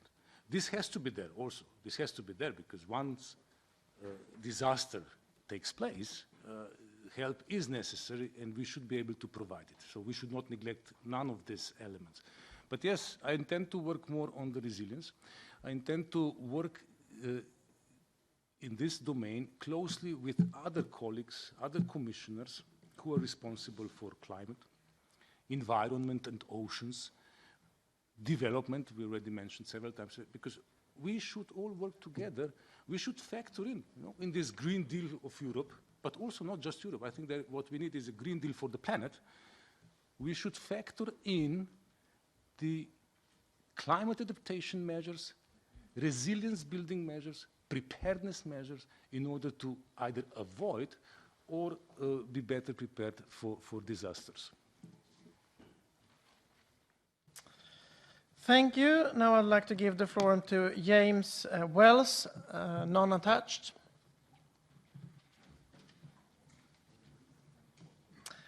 Not here. We go on. Then I give the floor to Nikos Androulakis, SND. Commissioner designate, I would like to ask you a question. After the wildfires, the forest fires, the destructive wildfires in Portugal, Greece, and Sweden in the summer of 2017 and 2018, last March we reviewed the regulation, the European regulation of civil protection. We created rescEU. We are in a transitional phase. and the means that we have at our disposal belong to member states. Now we need European means. You also mentioned that we have to see how the member states will react. How will you assure that rescEU will have all the necessary means in order to combat fires and other problems, and how will you overcome, let's say, the hesitance of member states to acquire those means or obstacles? What are the priorities for the European Union in order to have a fully functional rescEU mechanism? Thank you. Commissioner designate. Thank you, honourable member, for this question, which allows me to elaborate a bit further on this. Yes, the President-elect wrote in my mission letter that she expects me to ensure, exactly this is the verb that she used, to ensure that we have within the rescEU the right kind of assets and the right amount of them. But at the same time, we know that it is the member states that have to decide to procure these assets. So all I have at my disposal is power of persuasion and hopefully also the support of the European Parliament. I think that you can help me a lot in this task by urging the member states to procure these kind of assets.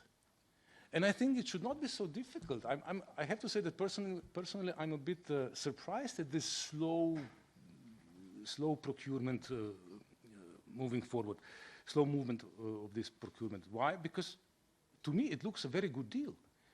You know, once a member state X decides to procure, let's say, firefighting plane, EU, according to the rescEU rules, can co-finance it up to 90%. So you get, basically, as a member state, you get the asset for 10% of the price. You can use it. The only thing that you sign up to is the obligation that when there is a need somewhere else, you have to give this asset, you have to make it available to be used where there is a need, as a, let's call it, a reserve asset of the EU. But when this is not the case, you can use it your own, and you get the asset for 10% of the price. Follow up? No, the problem is to find the 90% of the money for the member states to be able to acquire the assets, the firefighter planes, for example. Concerning prevention, I have a question. In the mechanism, we had included the need for the member states to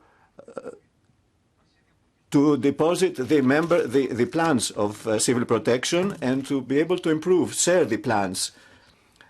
Now, the elements given by the member states concerning the risks, the prevention and how to face the dangers, the data given and the plans are the ones required, or you need more data and more often? And how can we upgrade these national civil protection plans in order to reduce the natural destructions?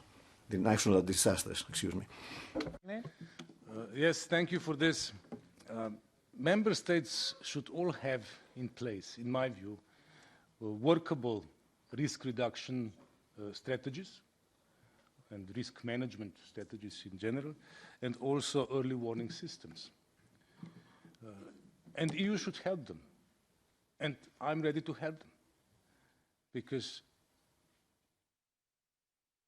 prevention and in the area of civil protection is the responsibility. I prefer the word responsibility to the word of competence, because when you talk about competences, we try to fight with others. But when we talk about responsibilities, people are not fighting for greater responsibility. That's why I like the word responsibility. It's the responsibility of member states. Civil protection is the responsibility of member states. And they should put these kind of things in place.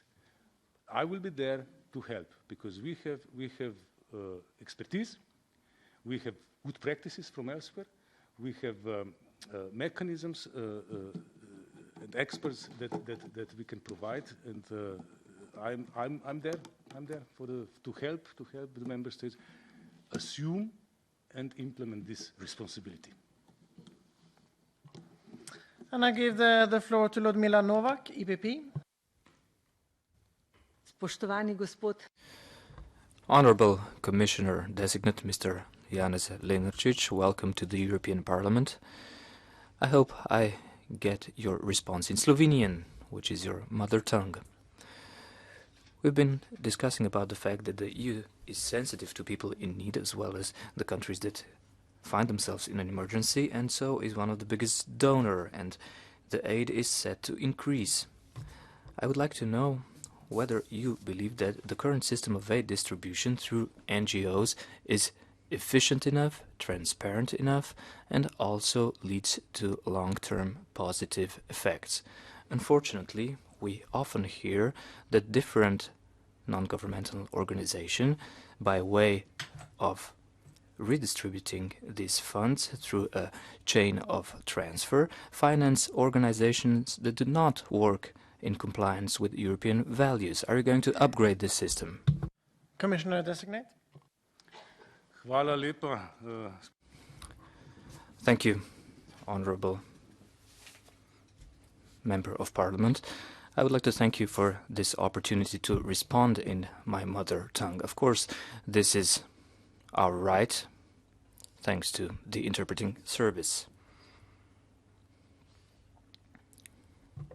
We, the European Union, have been managing humanitarian aid based on the cooperation with partner organizations, specialized agencies of the UN on one side, and on the other side, the NGOs. Believe me, we conduct a thorough control to determine whether these organizations are capable to function as needs be. We have to ensure the compliance with the main principles: independence, impartiality, humanity.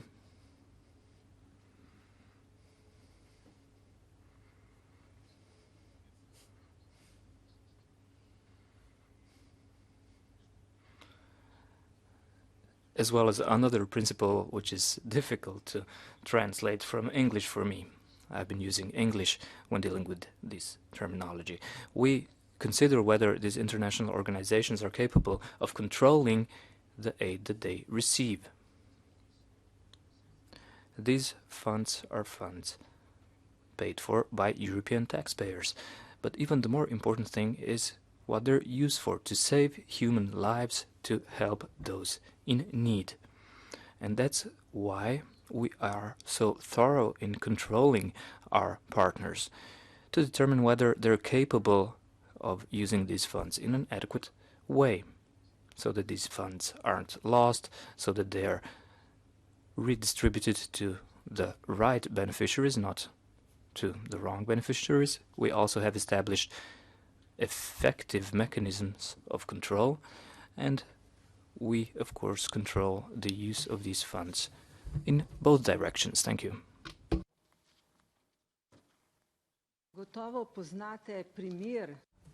I'm sure that you know the example of Peter Opeka, our missionary who has Slovenian roots and who works on Madagascar. He's been dealing with poverty in the following way. He's actually taught people how to fish, and his settlement was built on a garbage dump, so to speak. He helped people on the basis of voluntary funds, and now this system has been upgraded and developed, so people help each other. I think this is the best way to develop the management of crisis situations. You've also mentioned local competences and local actors, and this is also an opportunity to teach local people and train them to deal with these crises in the future. Are you supportive of preventive programs that are going to train and reinforce people to deal with these situations? Commissioner Designate. Hvala lepa. Zelo dobro poznam. Thank you very much. I am well familiar with the work of Mr. Opeka. I admire this man. This is a very good example of functioning on the local level, how we're able to deal with poverty. The Commission, of course, is supportive of such activity. Personally, if I do become Commissioner, I probably won't deal with him directly. However, maybe we'll be able to cooperate within the framework of prevention when we try to improve the resilience of his community and other communities like his, and we'll also try to achieve sustainable development goals. Many of these goals can be achieved only by means of doing away with humanitarian crises, and only if we're able to effectively prevent these situations. The work of Mr. Opeka is an excellent example of good, effective work when it comes to preventing humanitarian crises and increasing the resilience of local communities. And of course, we all owe a debt to him. I would now like to give the floor to Manon Aubry, GUE. Merci beaucoup, merci, Monsieur le Président. Thank you very much. Thank you, Chairman. I want to come back to something that's been touched upon a number of times already. This week and today, the president of Solidarity Republican Action in France, an NGO, has been called in by the intelligence services because he reported on arms sales by France. It wasn't a state secret that they were revealing, but in fact it was a bit of state hypocrisy. The EU is sending humanitarian aid to populations that are being massacred, but countries like France are exporting arms to their killers. Arms sales are helping people to commit crimes against humanity, as in Yemen, and you said yourself that was one of the most urgent crises.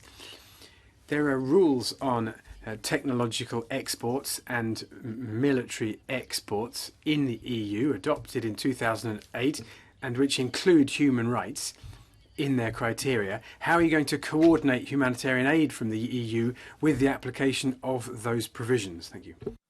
Commissioner designate.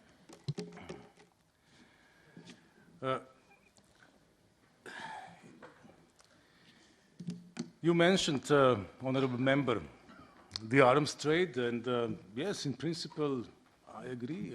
Humanitarian crises are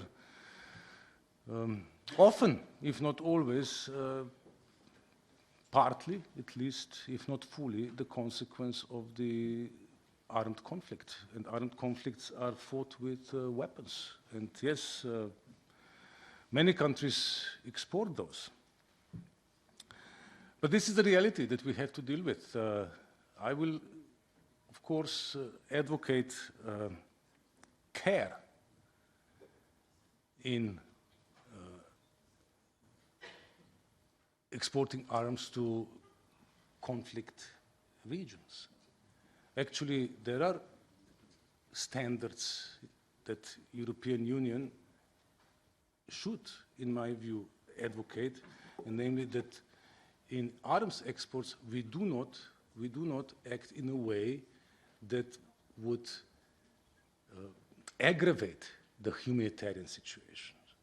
I feel this is my duty. It will be my duty if I'm Commissioner for Humanitarian Aid, Crisis Management, to point out to the fact that, yes, we should behave consistently. We should not export arms in such a way that would aggravate humanitarian crisis. Follow-up?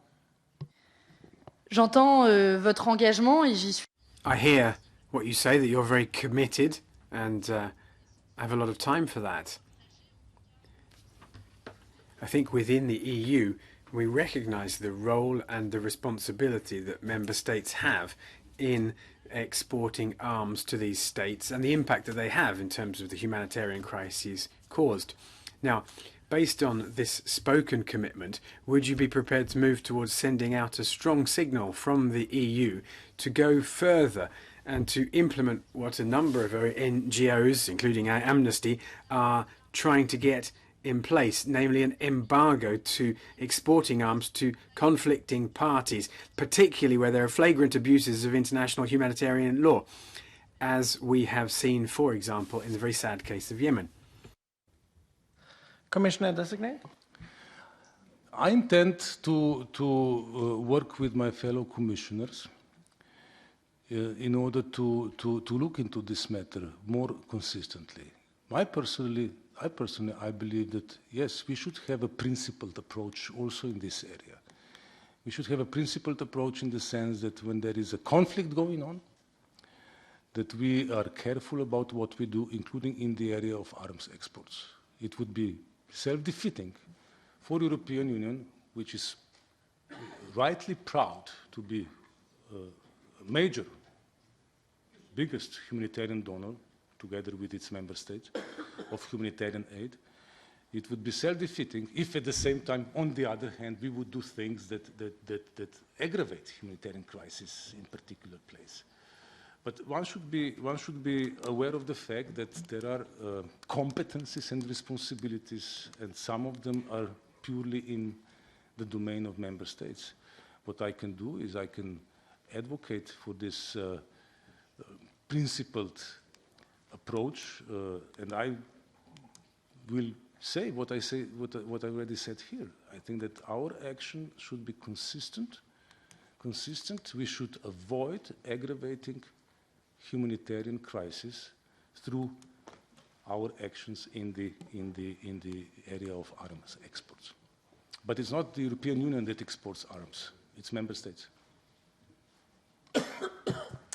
Thank you, and I will give the floor to Isabel Santos, SND. President, I'm going to speak in Portuguese. Senhor Comissário.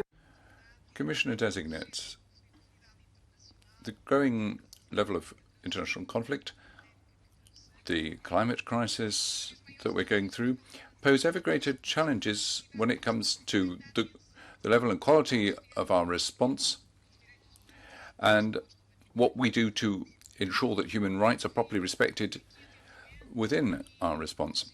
I've been listening very carefully, and I note your intention increasingly to involve the NGOs, including local NGOs. That's extremely important to me, and this is very much in line with your job as the head of ODIHR. I was able to go along with you and watch you at work defending activists and what they were doing on the ground, with increasing involvement of NGOs there. There are never enough of us to make sure we have a really effective, high-quality humanitarian response. Now, I heard you talk about the grand bargain, but what about transparency in implementing the agreements? I'd like to hear you say something more about coordination, because when we go to emergency situations on the ground and look at our humanitarian response, very often what you find is there's a lack of coordination, and that leads to a lot of resources being wasted. So may I ask you what you intend to do to enhance the quality of that coordination of resources? Commissioner designate. Thank you, Honourable Member Santos. It's a great pleasure, let me say, to see you here. Now transported from our OSCE planet in the past, we find ourselves again on the same EU planet this time. It's a great pleasure to see you, Madam. Coordination is always a challenge whenever you have so many players like you have in international humanitarian universe. There is a multitude of agencies, organizations, non-governmental organizations. But I think there are some obvious solutions and some principles that if we follow them, things should work well. First of all, I think we should all agree that the United Nations, and in particular its Office for Coordination of the Humanitarian Affairs, should have the overall coordinating role. The European Union supports it, and I will support it. And it will be one of my first steps, if I'm confirmed, to enter into contact with the United Nations and its Office for Coordination of Humanitarian Affairs. I think they should keep this overall organization. But also the European Union should instill this spirit of coordination and cooperation, so that everybody knows what to do, everybody knows what his or her tasks are in a given humanitarian operation.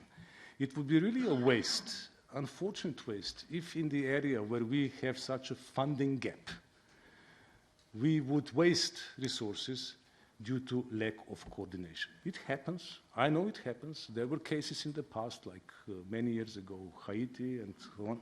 But I think we should strive to instill some discipline here, and we should recognize the role of the United Nations as an overall coordinator, and also we should divide among ourselves what we will do, each of us, in a coordinated and cooperative manner. Thank you. Follow up. Mr. President, ouviu aqui falar da situação. Now, we've heard reference made here to the humanitarian situation in refugee camps in Lesbos. As we attempted to stem the flow of migrants, we reached agreements with Libya. We all know what the situation in Libya is regarding refugees and migrants, and we're all very familiar with the situation in the detention centres for refugees in Libya. In humanitarian terms, it's an atrocious situation which violates human rights. I would like to hear you comment on that and tell us how you intend to tackle that problem. Commissioner designate. Thank you. Yes, you are absolutely right. The situation in the detention centers in Libya is atrocious. That's the right word. The Commission is trying to help. We are there. We do have humanitarian programs, humanitarian assistance, and but this situation, of course, cannot go on. It cannot go on. I think that those people should be moved from those centers somewhere else. Now, some of them can be resettled. Some of them could be, especially those who are not entitled to international protection, could be helped to return to their countries of origin. But yes, I agree. It's a very bad situation, and just humanitarian aid is not a solution. I said already that humanitarian aid is not a crisis management tool in the sense that it would solve crisis. It tries to address the needs, the immediate needs of the affected population. That's what we are trying to do, also in the detention camps in Libya. But more should be done. Yes, I agree. We should find a more sustainable solution for that. Thank you. Now I give the floor to Alexandra Louise Rosenfield Phillips. Greens. I know you've had similar questions to this already, but as Crisis Management Commissioner, will you work on the cost of doing nothing? Are you aware of how many people could be in need of humanitarian support following climate-related disasters by 2030 and 2050 if the world does not urgently invest in climate adaptation measures today? If no urgent action is taken now, the number of people in need of humanitarian assistance annually due to the climate crisis could double by 2050. Similarly, financial costs could balloon to 18 billion euros per year. But this pessimistic scenario could be avoided by investing in climate adaptation and disaster risk reduction, building up resilience in communities, countries and regions at risk, and by improving early warning humanitarian action. How will you better integrate a greener approach in the field of humanitarian aid, and what concrete measures will you take to this end? What funds will you mobilise in order to deal with environmental emergencies and climate disasters? Thank you. Commissioner designate. Thank you, Honourable Member, for this very important question. I would return back to where I was already when I said that I think we should mainstream disaster risk reduction measures into our Green Deal for Europe and also Green Deal for this planet. We should do so because I totally agree with you. The cost of doing nothing will be many times higher than what we can do and must do in order to prevent or at least prepare and adapt. There are already things that we can no longer prevent, but we can at least adapt. And I will work on that. I will speak with Executive Vice President Timmermans and argue in favor of including disaster risk strategy in all the climate activity of the Union. Precisely because if we don't do it, we will face a much worse situation. We will face it unprepared, and then we'll have to invest much more than if we do invest now. I already said today, €1 invested in prevention saves up to €7 that you need when you face the consequences of something that you could have prevented or at least prepared for. Follow-up? Thank you. I appreciate that response. As already mentioned this evening, the Commission plans to increase the participation of the private sector in its external action operations. However, there are provisions to keep the private sector to the same standards as international organisations and NGOs. How do you intend to ensure that the private sector involved in crisis management projects will meet the same do no harm standards with regard to CO2 or greenhouse gas emissions as international organisations? Would you endeavour to make polluting companies, which are largely responsible for the impacts of climate change, contribute to a fund for climate or environmental disasters? Thank you. Commissioner designate. Thank you for this follow-up. Yes, I think we should all work with the private sector. I think that especially the Executive Vice President and the Commission as a college won't be able to deliver on the Green Deal for Europe and for the world if we don't involve private sector. Because for a simple reason, the EU funds are not nearly sufficient for the investment necessary to make the Green Deal a reality. And this also goes for the prevention and preparedness measures that I feel are also my responsibility because this is a part of the crisis management cycle.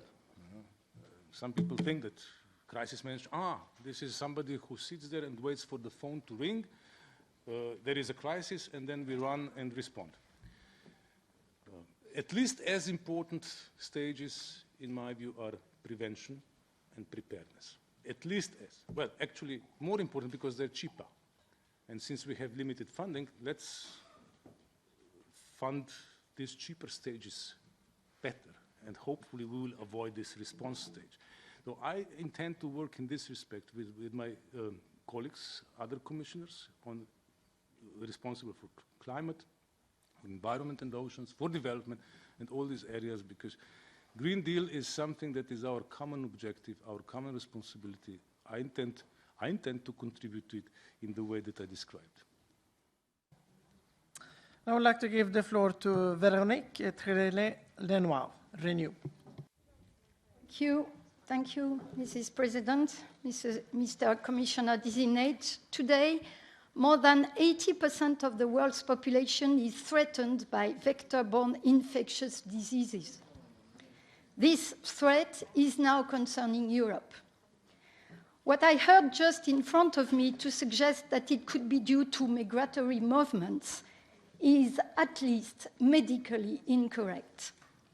Mosquitoes, ticks, and other disease-causing insects are allowed to proliferate and adapt due to climate change through global warming, not to migration. These insects now invade new territories in Europe, And epidemics of dengue, malaria, chikungunya, and Nile fever are arising in Croatia, in Greece, in Italy, and in my country, France. Tomorrow, new ones. Mr. Commissioner-designate, these insects carry a significant risk of sanitary crisis in the future. How do you intend to protect Europeans against these vector-borne new diseases? Thank you. Commissioner-designate. Thank you, honourable member, for this question. I think that the threat is real. I think that your point is very much warranted. The threat of vector-borne diseases moving to Europe from now exotic places is a real thing. Is a real thing. And I think we are not prepared. I think we are not prepared at all. I think we should start preparing, because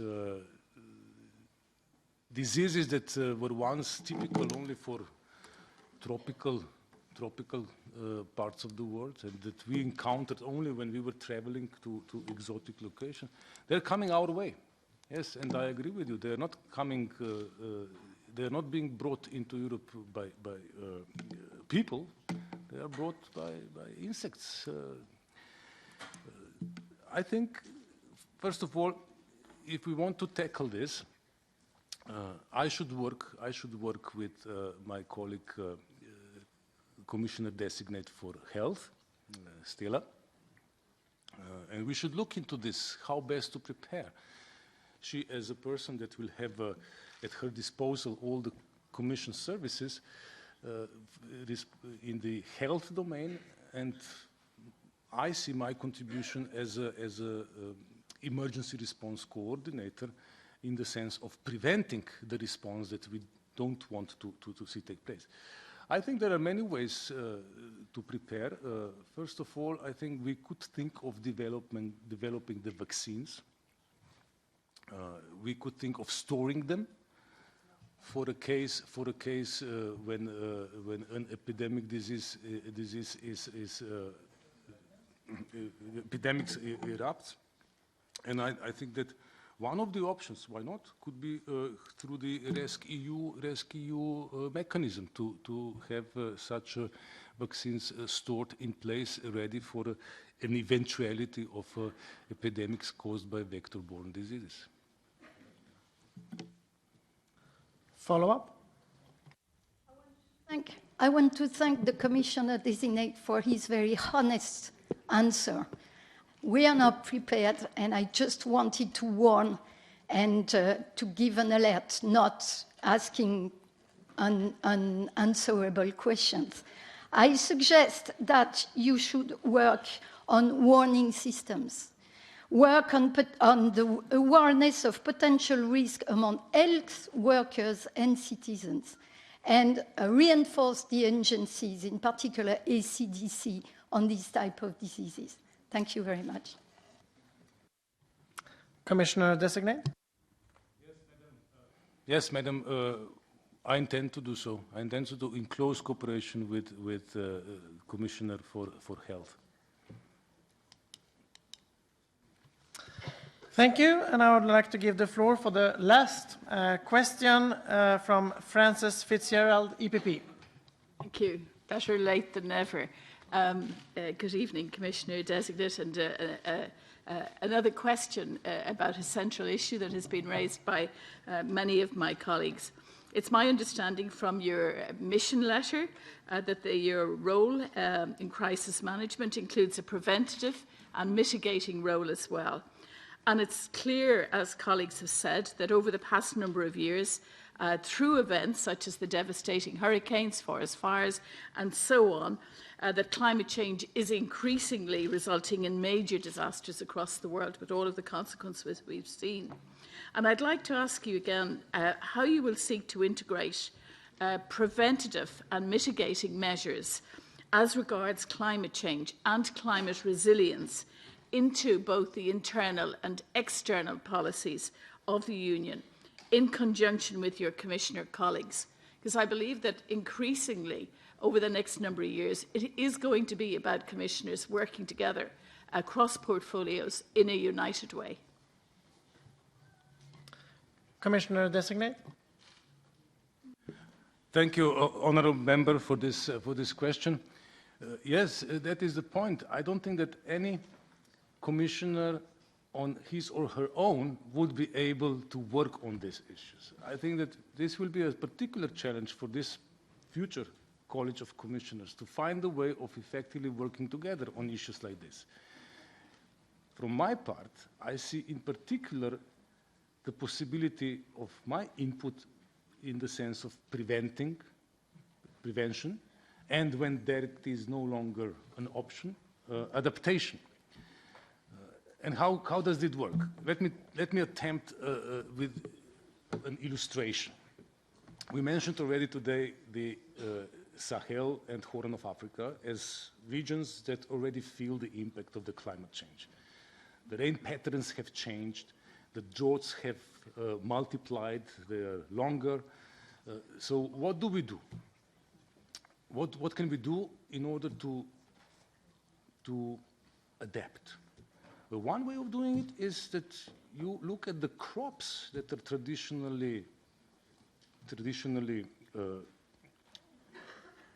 present there and see whether they can be replaced with some other crops that are more drought resistant, heat resistant. That is not something that I, as a future commissioner, would decide, but it's something that our development colleagues would have to decide in cooperation with agricultural specialists that know about that region. So it means that in order to have effective prevention and adaptation, we have to work together first within the Commission, but then also with our partners outside the European Union, and that's how we will be able to put in place effective measures to prevent and mitigate, as you said, mitigate the impact of the climate change. Follow-up? I spoke about working cross commissioners, cross portfolios, but you've just actually begun to address my second question, which was about emphasising the need to work with civic society, NGOs, and building very strong partnerships and continuing to do that within the EU and also in our third country relationship, and putting citizens really at the heart of all of these processes. And I think we're going to need both very much, even more developed than they are at present. Commissioner Designate. Thank you. Yes, I agree. It is correct. We need to involve also the non-governmental organizations. I see all these efforts as an important part in our ambition to fulfill the Sustainable Development Goals. And the strategy to achieve those goals is that we involve all the actors, and NGOs are important actors, and especially in the area of humanitarian assistance, we have most positive experience with working with the NGOs. They are our trusted partners, they are our reliable partners, effective partners, and I think that it's a good example of how this cooperation can look and should look when we work jointly in order to achieve the Sustainable Development Goals. So let me thank all the members for the questions and of course the Commissioner Designate for your answers.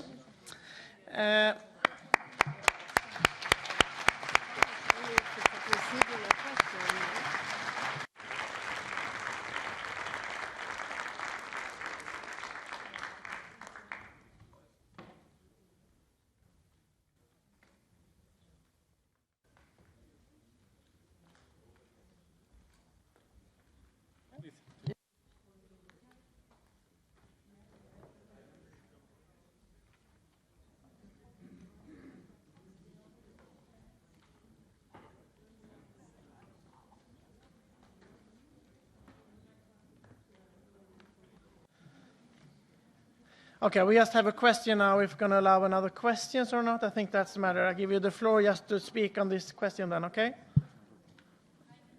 Chair, and thank you, Commissioner Designate. I didn't want you to feel hard done by because we had only 24 questions because one member did not turn up to this meeting. So with the permission of the chair, I would like to ask a replacement question.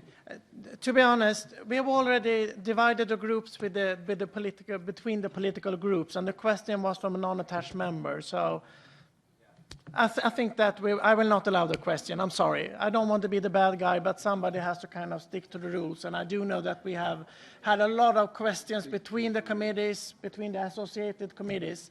So that's why I'm being a bit harsh at this moment and this late night. I'm sorry. I would also like to announce that I will meet with the coordinators to evaluate this hearing. It will be behind closed doors. You know where and when. Let me be very clear that I will not accept you being, you cannot send any political advisors to replace you during this meeting. I will only accept members to be, can have your advisors at the meeting, but I will not accept that you replace yourself at the meeting. But now, I would also like to give the floor to the Commissioner Designate for a statement. You have 5 minutes. Please. Thank you very much, Honourable Chair, and thank you, Honourable Members, for this exchange, for this opportunity. It was stimulating for me. I appreciate very much your questions. I tried to answer them to the best of my abilities. I do hope that I was able, at least to some degree, to satisfy your expectations so far. Let me say that in case I am confirmed for this position, I can tell you I already feel the weight of the responsibility on my shoulders. I don't take this portfolio lightly. I take it with considerable excitement because it is a noble mission. It is a way to show the best face of Europe around the world and within the Europe. The solidarity is something that people don't think about until the moment they need it, and then they remember it forever. I would like, if I'm confirmed, to work with you very closely to build on what I think is a traditional partnership between this particular portfolio and the European Parliament. And allow me one last remark with regard to my mission letter. I was waiting for somebody to ask the question about the first item that President-elect put in my mission letter, and it relates to the Emergency Response Coordination Center, that I'm supposed to strengthen it and make it work like a real hub. Since nobody asked the question, I will nevertheless use this opportunity to say the following. This is a wonderful thing. I was impressed when I visited. Please, if you haven't visited yet, do so. It's worth it, it's impressive, and also it's impressive towards the outside world because this center responds to calls for assistance not only from within the European Union, but also from any country in the world. So I want to answer the famous question that Henry Kissinger asked a while ago. What is the phone number of Europe? Well, when it comes to emergency response, this is it.